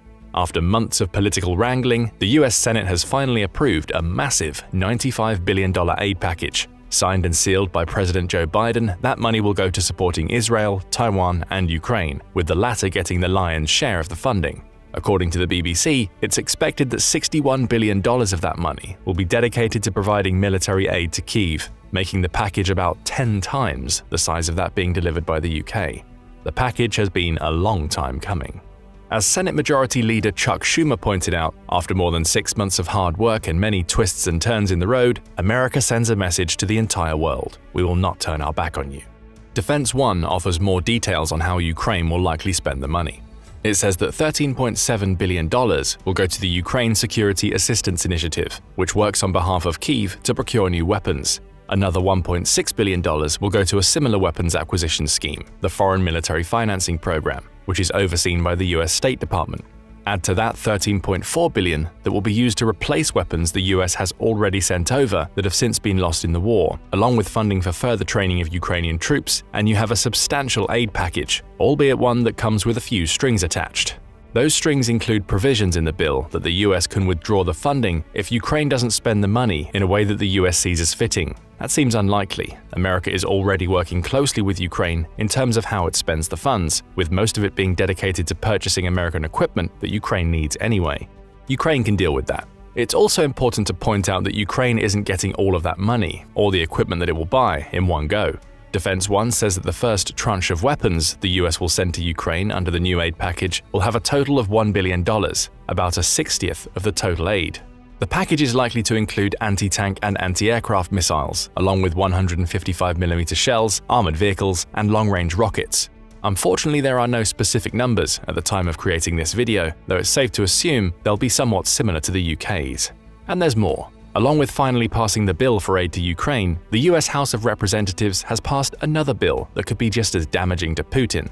A bill that allows the US to seize Russian assets held in American banks before transferring them to Ukraine for its war effort. That bill still needs to make it through the Senate, but if it passes, it would represent a bold move by the United States that could see it free up around $67 billion in assets that would essentially double the aid package it's sending to Ukraine. That bill could also serve as a trigger for other nations to do the same. After all, the $67 billion in frozen assets that the US holds is just a fifth of the $300 billion plus of frozen assets held around the world. According to Russia's central bank, Moscow has around $207 billion invested in the euro, along with $37 billion invested in the British pound. There are also tens of billions of dollars invested into the Japanese yen and Canadian and Australian dollars. Imagine what would happen if the nations controlling these currencies all followed America's lead. Ukraine would suddenly have access to over $300 billion of Russia's frozen money, which it could use to fund its defense. Of course, Putin has been quick to call any type of seizure illegal and has threatened retaliation if it happens. So the fact that the US even has a bill at all, never mind one that's passed through the House of Representatives and seems to have support of key Republican Party players, suggests that the wider world is ready to take a more aggressive approach to dealing with Putin's attempts to take Ukraine. And that brings us neatly to the second question we posed at the beginning of the video. Why does the renewed aid the United Kingdom and the United States providing to Ukraine spell such bad news for Putin? There are several answers to this question, starting with the most obvious one. The aid bolsters Ukraine's defense at a time when Russia has been slowly pushing it back in a devastating war of attrition. Right now, Russia controls around 18% of Ukrainian land, which it's managed to gain by virtue of having more equipment and manpower. That equipment advantage has come to the fore in Russia's reliance on constant missile and drone barrages over Ukrainian cities, which are supplemented by its ability to send soldier after soldier into the fight with seemingly no sign of letting up. That strategy is unlikely to change in the short term. In 2024 alone, Russia has already captured 138 square miles of Ukrainian territory, and if Ukraine's defense intelligence heads are to be believed, is planning to launch a renewed offensive at some point during May 2024. That offensive will likely focus on the small town of Chaziv Yar in Donetsk. That would be bad news for Ukraine, because the capture of that town would open the way to Kramatorsk and Slovyansk, two Ukrainian strongholds in the Donbas region. Chatham House also believes it's likely that Putin will intensify Russia's missile and drone strikes, focusing on Ukrainian infrastructure, logistical routes, and industrial base. All have suffered in recent months from a lack of air defenses. And it's here where we may see the tide start to turn. As part of its aid package, the United States is supposedly providing a Patriot missile defense system to Ukraine, with that system being capable of shooting down many of the types of missiles that Russia will use in these attacks. Germany has also committed to sending one, with Greece and Spain also facing increasing pressure to transfer their Patriot systems to Ukraine. Add to that the money Ukraine can now access, which it would use to purchase more Patriot missile systems, along with the ammunition they require, and the country is now in a better position to defend itself against missile strikes. Why is that such bad news for Putin? It's possible that Russia might start running low on missiles if it has to start firing more to achieve the same results it enjoyed before Ukraine got access to these new Patriot systems. Back in January 2023, Ukrainian intelligence officers started to suggest that Russia was running low on its ballistic missile stocks. A Ukrainian Air Force official named Yuri Inat suggested that Moscow had fewer than 100 of its Iskander missiles left due to its repeated strikes throughout 2022, forcing it to rely on its weaker S-300 and S-400 systems. The S-300s date back to the days of the Soviet Union, making them less reliable than their supposedly dwindling modern alternatives. Their use, suggested Inat, meant that Russia must be running low on ballistic missiles. But that was over a year ago, and the barrages kept coming. Still, it highlights the equipment and munitions challenges both face in what has become the modern example of what industrialized ground warfare looks like. According to Reuters, Russia has already fired 8,000 missiles, along with sending 4,630 Shahid drones into Ukraine. It's making and buying more, but that rate of use will eventually mean Moscow starts to run low, with Ukraine being aided by its new missile defense systems to put an even more severe dent in Moscow's missile stockpiles. In short, Putin may not be able to rely on his missile barrages for as long as he would have done without the aid packages. And given that those packages include supplying Ukraine with more missiles of its own, he may also find that the ground Russia has already taken in the country could be subjected to the very same missile strategies he used to take that ground in the first place. But Putin has a workaround for that problem, one he's already been using to great effect in Ukraine: glide bombs. In an interview with the UK's Times radio station, Professor Michael Clarke, a fellow of King's College in London, discussed Russia's use of these bombs. Specifically, he highlighted the Fab 500 and Fab 1500 variants, which are capable of carrying warheads weighing 1,102 pounds and 3,306 pounds respectively. These are very old bombs. They're not equipped with the precision-guided systems that modern missiles have, though their payloads are so massive that it doesn't really matter. As long as Russia can drop the bombs in proximity of their targets, they don't need direct strikes. The bombs can still cause damage. Clarke points out that Moscow has found a way to fit small wings to these bombs, giving them the ability to glide towards a target after being dropped from an aircraft. That's been huge for Putin. One of Russia's planes can drop a glide bomb from 30,000 feet in the air while being 50 miles behind the front lines and still know that it's likely to hit its target. The bombs were crucial to Russia's taking of Avdiivka. According to Le Monde, one Ukrainian fighter said, "These bombs completely destroy any position. All buildings and structures simply turn into a pit after the arrival of just one KAB, a term used for the glide bombs. And they drop 60 to 80 pieces on us in just one day," the soldier concluded. Countering those bombs is going to be a huge challenge for Ukraine. The only thing Ukraine can really do, according to Clarke, is take out or chase off the Russian planes that are dropping the bombs in the first place. That's where the Patriot systems may come into play again, as their range is such that they can target and hit Russian planes stationed 50 miles behind the front lines, potentially taking them out of the game before they can launch their deadly payloads. Again, another huge boon for Ukraine. If it's able to get its hands on more fighter jets, the Netherlands will provide it with 6 that were previously meant for sale in the US, as of a February 2024 report. It could even take the fight to those bomb-dropping planes. These are all little steps. And given that the funding is staggered, as well as Ukraine having to wait for equipment to arrive before it can deploy it, it's likely that Russia will still manage to advance in the near term. But with the new defensive systems in place, Ukraine can stem the bleeding and potentially take advantage of Russia's munitions starting to dry up at a key point where it's receiving a fresh load of weaponry and equipment. Ukraine will also be able to counter the glide bombs, albeit only partially, reducing their effectiveness on the battlefield to the point where Ukraine can hold its cities for longer. And that ability to hold for longer is another reason why the UK's and America's aid packages could destroy Putin's ambitions. It will lead to Russia losing more soldiers. In his interview, Clark highlights that Russia is still losing around 900 soldiers per day to a Ukraine that is war-weary and running out of equipment. It's been able to sustain those losses because of the sheer size of its army. According to Global Firepower, Russia ranks 5th in the world for active military personnel with 1.32 million, and it has 2 million reservists along with 250,000 paramilitary members. Moscow won't run out of people anytime soon. Its problem comes in funneling those huge numbers into Ukraine, which has become a slightly easier task now it controls territory in the country. But even with that territory, losing 900 people per day is a massive burden. Now that Ukraine has enough money to purchase more artillery shells and small arms ammunition, its ground troops will be able to kill even more of Putin's soldiers. That doesn't necessarily mean Ukraine will be able to force a counterattack with this funding, according to Clark. But it does mean that Russia will be forced to sustain higher losses than it has over the last few months, potentially weakening its hold on territory it's taken during 2023 and the first part of 2024. In short, Ukraine now has what it needs to start pushing Russia back. And that gives Ukraine two things that it hasn't had in a long time: breathing room and the ability to plan for the future. Now that it's better able to fend off attacks, Ukraine's frontline forces won't be in the state of panic and chaos that Russia has placed them under for much of 2024. They'll be able to launch coordinated attacks with the equipment to back them up, as well as better coordinate their defenses against Russian assaults. Clark speculates that this could slow down the Russian advance to the point where the war returns to the stalemate position it seemed to be during the beginning of 2023, giving Ukraine valuable time to plan how to use its new resources both to defend and attack. As for the control issue, Ukraine now has stability in terms of knowing what's coming in and where. It knows that the UK is going to deliver 60 boats, 400 vehicles, and 1,600 missiles, with that knowledge allowing it to plan ahead on how to maximize that equipment rather than being in a position where it has to constantly scramble to react to Russian attacks.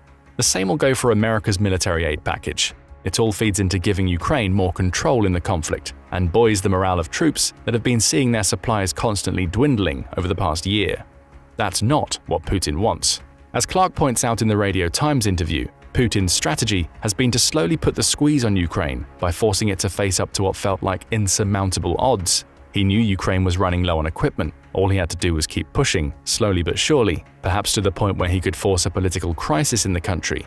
That crisis may have been the ousting of Ukraine's President Volodymyr Zelensky and opening the door to a new leader who was sympathetic to Putin's ambitions. A leader who might hand over the territory Russia has already captured to keep the peace. That's not going to happen anymore, at least not for the next year, according to Clark. He highlights these new aid packages could restore Ukraine to the point where it's again able to expend the 10,000 artillery shells it was using to keep Russia at bay near the beginning of the war, creating a stalemate situation again right as Russia looks set to push deeper into Ukraine. Clark believes that Putin thought that the aid packages, particularly the one from the United States, wouldn't get through the Senate.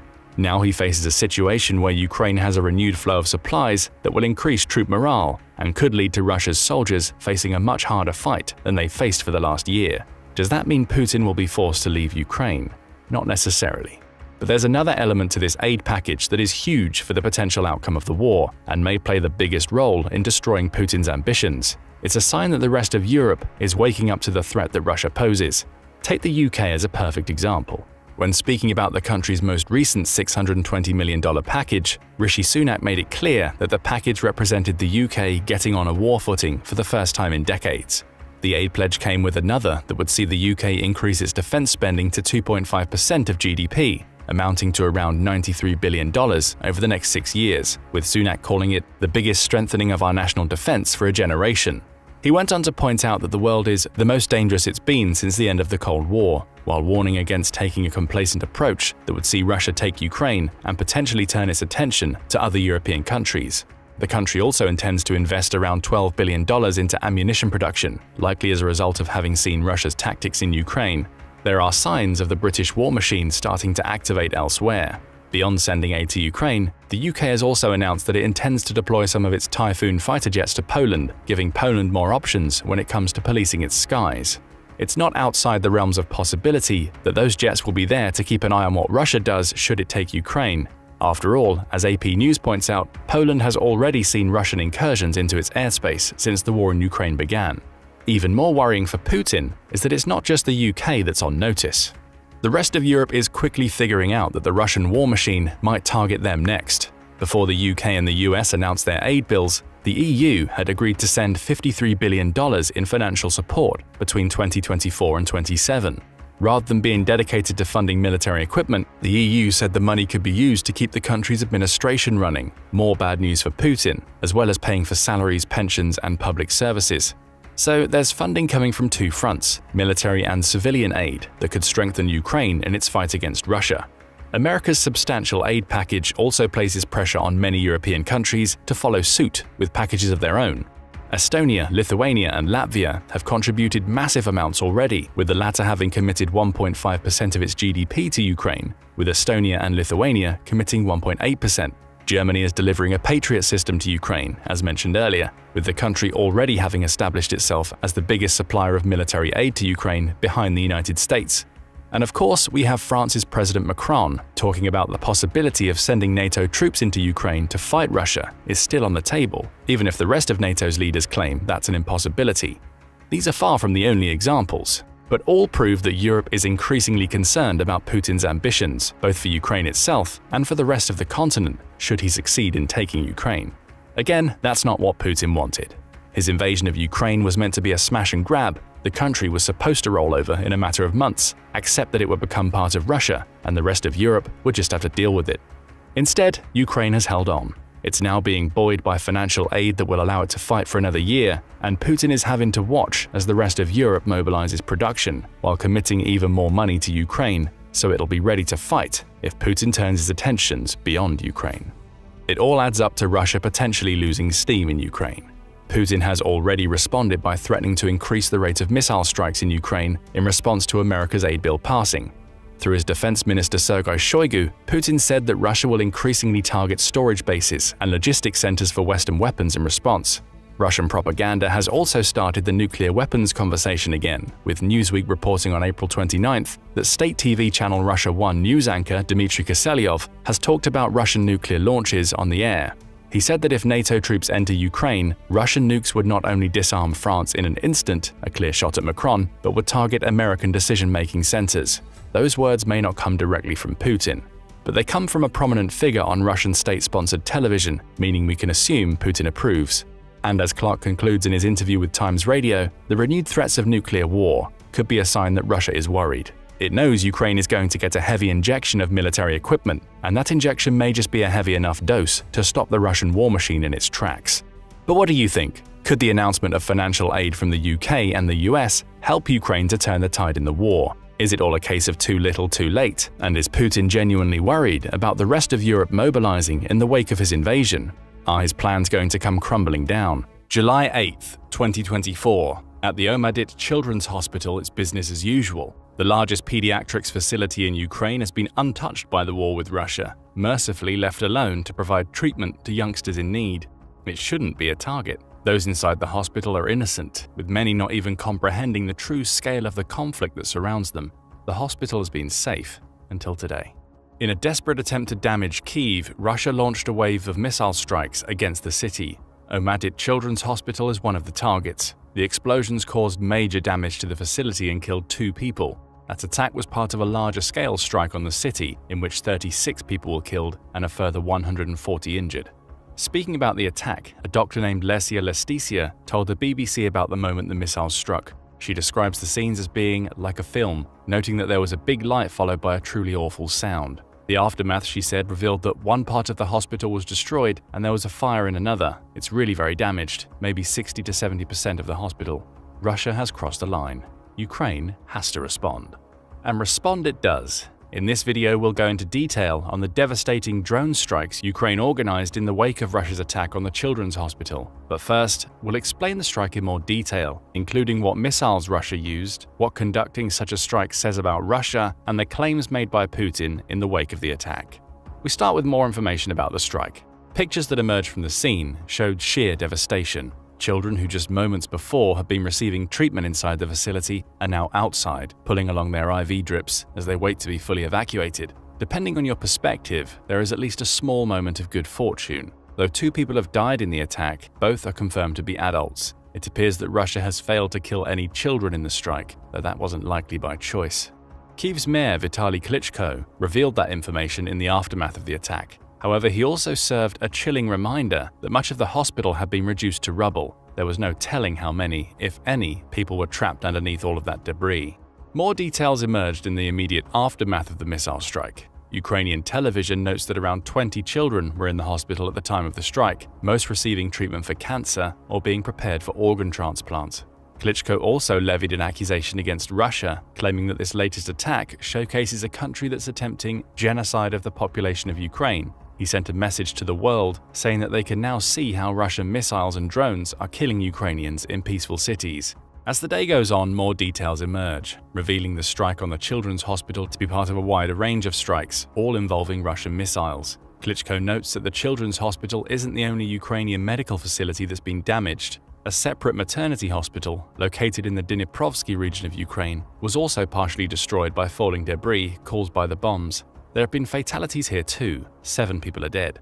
Ukraine's President Volodymyr Zelensky later took to social media to explain that more than 40 missiles of different types had been launched at major Ukrainian cities. Kyiv was the main target, though Sloviansk, Dnipro, Kramatorsk, and Kryvyi Rih were also targeted. He joined Klitschko in saying that the eyes of the world must now be on Russia, calling again for a strong Western response to the blow that Russia has once again delivered on our population, on our land, on our children. On July 11th, 3 days after the strike, more details emerged about the damage caused. Human Rights Watch reports that the casualties caused by the Russian missile wave have increased as rescuers spend time sifting through the rubble. Now the tally stands at around 190 civilians injured, with 42 people having been killed. 5 of those people are children. More information is also made available about the scale of the damage caused to INVADE Children's Hospital. Speaking to the UN Security Council, the hospital director says that Russia's strike destroyed the hospital's traumatology and toxicology departments. It also caused severe damage to its oncology and surgical wings, as well as to its intensive care department. The director also reveals that several hundred children were in the hospital when air raid sirens went off at 9:52 a.m. Fortunately, most were evacuated in the hour between the sirens going off and the missiles landing, though several patients and staff were still in the hospital when the missiles hit. These patients included 3 who were undergoing heart surgery. As disturbing as all of these details are, Human Rights Watch reveals that this strike is far from the first that has targeted Ukrainian medical facilities. It says that at least 1,736 Ukrainian medical facilities have been damaged or destroyed in missile strikes and bombing runs, with Russia having set out its stall in terms of being willing to target these locations early in the war. For instance, March 9, 2022 saw a Russian bomb landing in the courtyard of Hospital No. 3 in Mariupol, destroying the facility's maternity and pediatric units, killing several staff members and patients. Details also begin to emerge about the missiles used in the strike.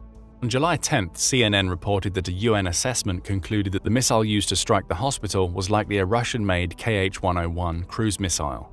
That conclusion aligns with that reached by several weapons experts in the immediate wake of the attack, CNN says, with analysis of both video footage of the strike and fragments left in its wake supporting the conclusion.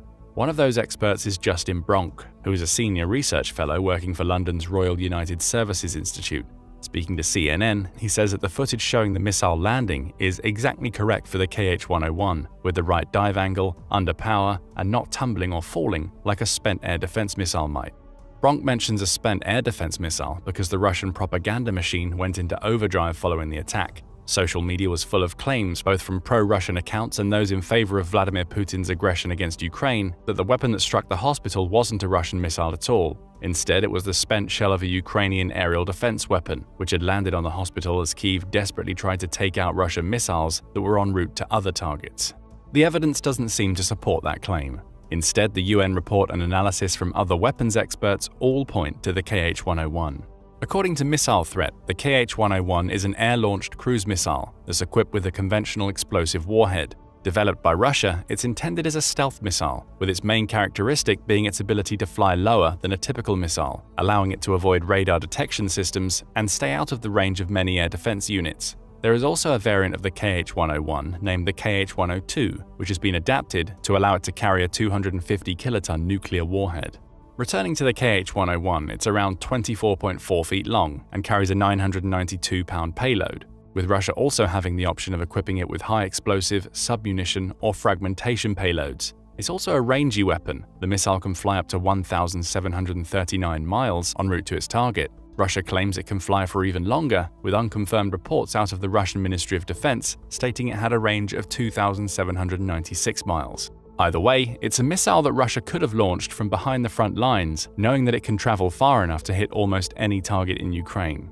Several Russian planes are capable of carrying the KH-101, including the Su-32 strategic bomber, the Tu-60, and the Tu-95 MS-16. The missile is also equipped with an electro-optical correction system, allowing it to adjust course in the middle of its flight, and an onboard computer that allows the missile to conduct photographic analysis of terrain to aid these course corrections. Missile Threat says that the KH-101 also uses an infrared imaging seeker as it reaches its terminal stage when it's nearing its target and is guided by the GLONASS satellite navigation system. It's the ideal missile for such a targeted strike. The KH-101 can be fired from range, meaning Russia doesn't have to risk flying its planes over Kyiv and potentially put them under fire from aerial defenses, and it's accurate enough to hit its target. Nevertheless, Russia is still claiming that it didn't attack INVADE Children's Hospital. On July 9th, Dmitry Peskov, a Kremlin spokesperson, repeated Russia's denials, telling journalists that they should be guided by information that comes out of Russia's Ministry of Defense rather than reports they're reading elsewhere. That information, he claims, absolutely excludes that there were attacks on civilian targets and which states that we are talking about a failing anti-missile system. Again, the same denial. Ignoring for a moment that Ukraine even having to use an anti-missile system, failing or otherwise, would suggest that Russia had indeed launched missiles at civilian targets in Kyiv, the photographic evidence doesn't support Peskov's claims. The Kremlin is trying to cover its tracks, and it's doing so because the July 8th missile strike against the Children's Hospital reveals something damaging to Russia.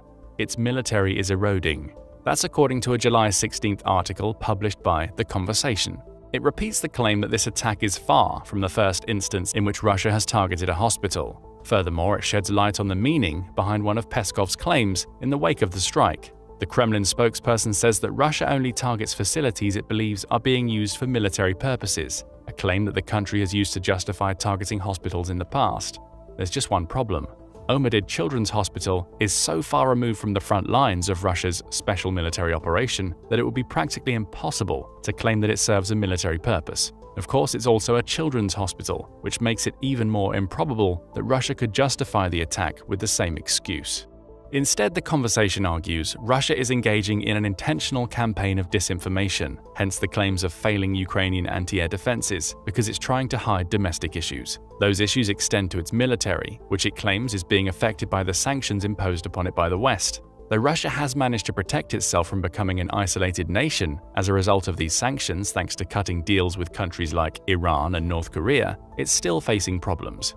Chief among these is that the sanctions have prevented vital military electronics from reaching the country. Even as it ramps up production of artillery and missiles, Russia finds itself having to increasingly rely on civilian-made components, which degrade its weapons capabilities and make them less accurate than they would otherwise be.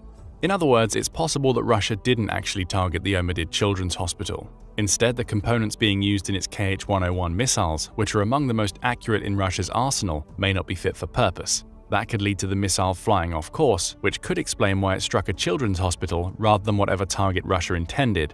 Of course, the Kremlin would never admit such a fault, so it's trying to place the blame on failing Ukrainian equipment, even as the evidence mounts that the missile that struck INVADE Children's Hospital was indeed a KH-101. So that leaves two possible situations. Either Russia is growing so desperate in its attempts to defeat Ukraine that it's willing to target the most innocent civilians to wreak terror, or its weapons are becoming less effective because of sanctions forcing the use of civilian components, meaning it's failing to strike its intended targets. Those failures can result in situations like the one seen in Kyiv on July 8th, which the Russian propaganda machine is being forced to spin because Moscow can't admit that its missiles might be faulty. Whatever the case may be, the fact remains that Russian missiles hit a children's hospital in Ukraine, and Ukraine had to retaliate. That brings us to the drone strikes Ukraine has launched in the wake of Russia's attack. President Zelensky made it clear that Ukraine would retaliate for the attacks in their immediate aftermath. Speaking at a press conference on July 8th, he told reporters that "We will retaliate against these people. We will deliver a powerful response from our side to Russia for sure. The question to our partners is, can they respond?" These claims are notable for two reasons. First, they once again show Zelensky calling on Ukraine's Western supporters to do more in the fight against Russia. Though he didn't outright say, the implication is that he believes that Ukraine's allies should be more directly involved in the fighting. The latest rounds of aid, though generous, are not enough. The West needs to recognize that a Russia that's willing to target a children's hospital is a Russia that poses a threat to all of Europe. Zelensky is challenging the West to respond with force equal to that Russia is using against Ukraine. Second, Zelensky says, "We will deliver a powerful response from our side to Russia." In other words, Ukraine won't limit its response to Russia's strike to attacking Russia within its own borders. It's going to attack Russia in Russia. That's precisely what it did with its most recent drone strikes. On July 9th, Reuters reported that a fleet of Ukrainian drones attacked a pair of power substations and an oil depot located in several Russian regions that border Ukraine. Russian officials claim that the attacks featured dozens of drones and resulted in the power stations and oil depot catching fire, along with the death of one person. In a statement published on the Telegram social media platform, Russia's Ministry of Defense went into more detail. It claimed that the country's air defense systems managed to shoot 38 of Ukraine's drones out of the sky, with 21 of those drones being destroyed over the skies of Rostov.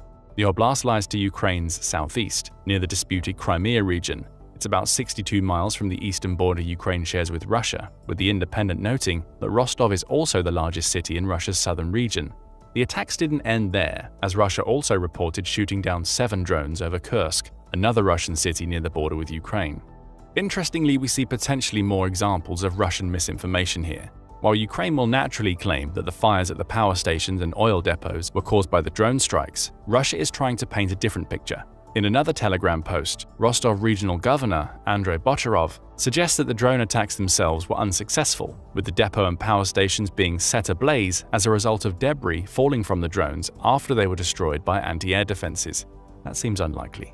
Upstream provided more details about the oil depot fire, noting that it occurred in Kalash-on-Don, which sits within Russia's Volgograd region. The depot is operated by a subsidiary of Lukoil, Russia's second-largest energy company after Gazprom, and the strike involved dozens of drones. However, this time the account is slightly different. Where some local representatives claim that it was drone debris that caused the fire, Upstream reports that other regional authorities claim that at least 5 of Ukraine's drones scored direct hits on the oil depot.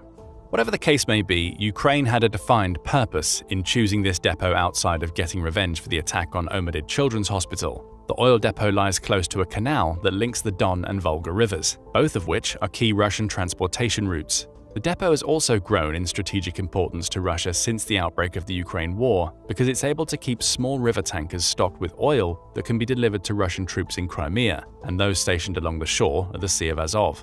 By hitting that depot, Ukraine struck a key part of Russia's logistical network. Russia was still struggling to get the fire under control in the immediate aftermath of the attack, with the blaze reportedly spreading to a nearby bakery. The drone strikes wouldn't end there.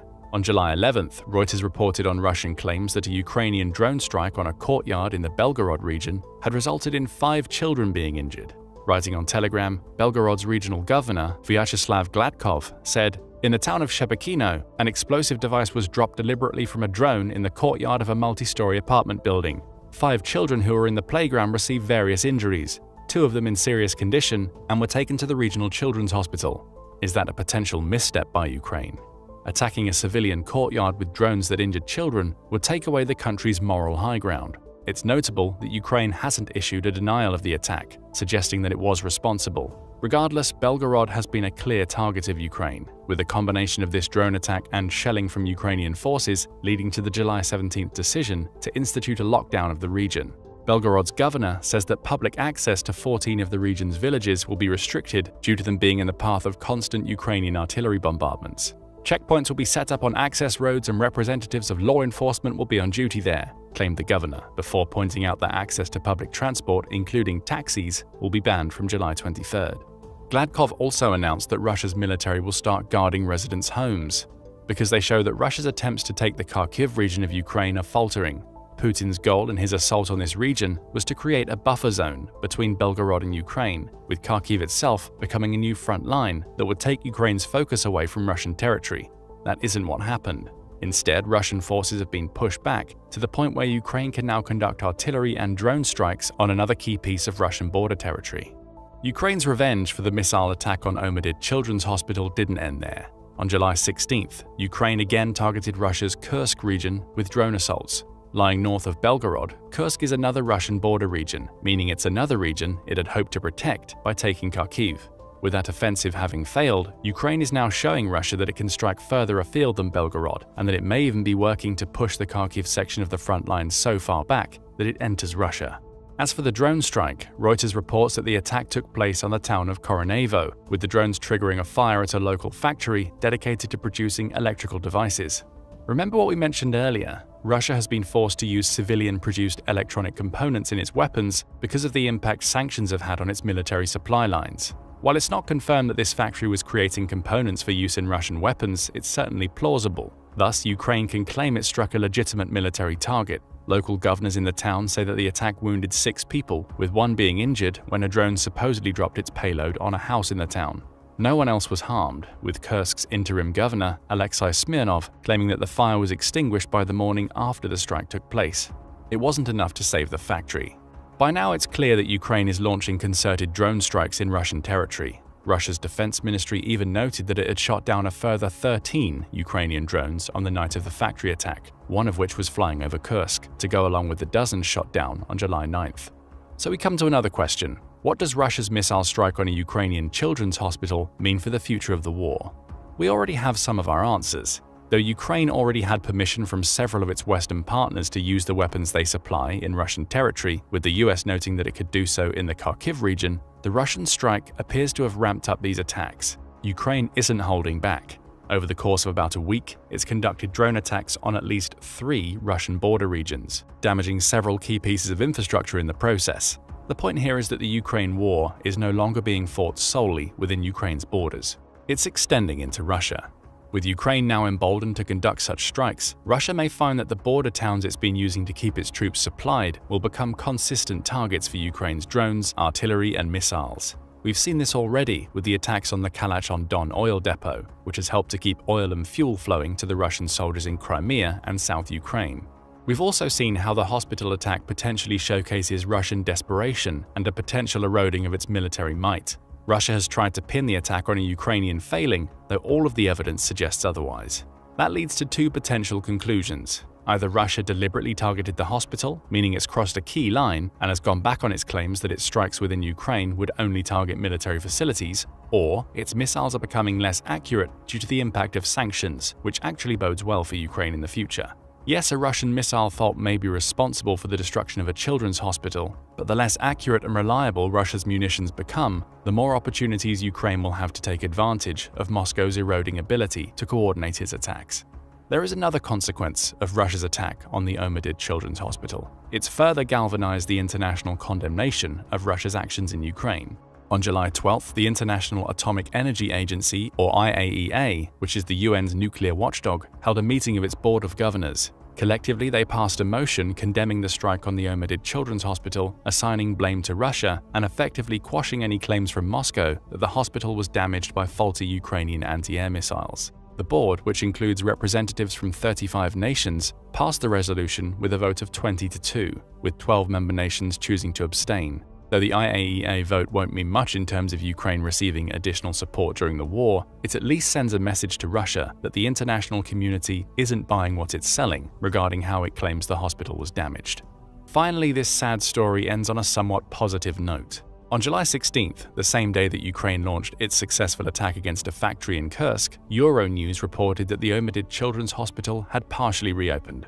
Work is still ongoing to repair the facility, which includes the use of heavy machinery to remove the rubble from the scene. Financially, that will be taken care of. Zelensky says that he's dedicated around $9.6 million to getting the hospital fully operational again.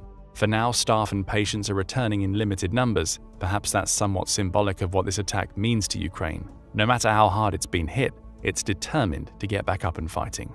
And now, galvanized by the prospect of facing a Russia that's no longer following its own rules of war, it has the courage to strike in Russian territory rather than merely defending its own. But what do you think? Is there any credence to Russia's claims that it was a Ukrainian anti-air missile that actually destroyed INVADE Children's Hospital? What do you think about Russia's claims that Ukraine's retaliatory drone strikes have also injured children? And where do you think that both Russia and Ukraine go next in the war, now that Ukraine appears to be making headway in attacks near the beleaguered Kharkiv region? Share your opinions in the comments below, and thank you for watching the video.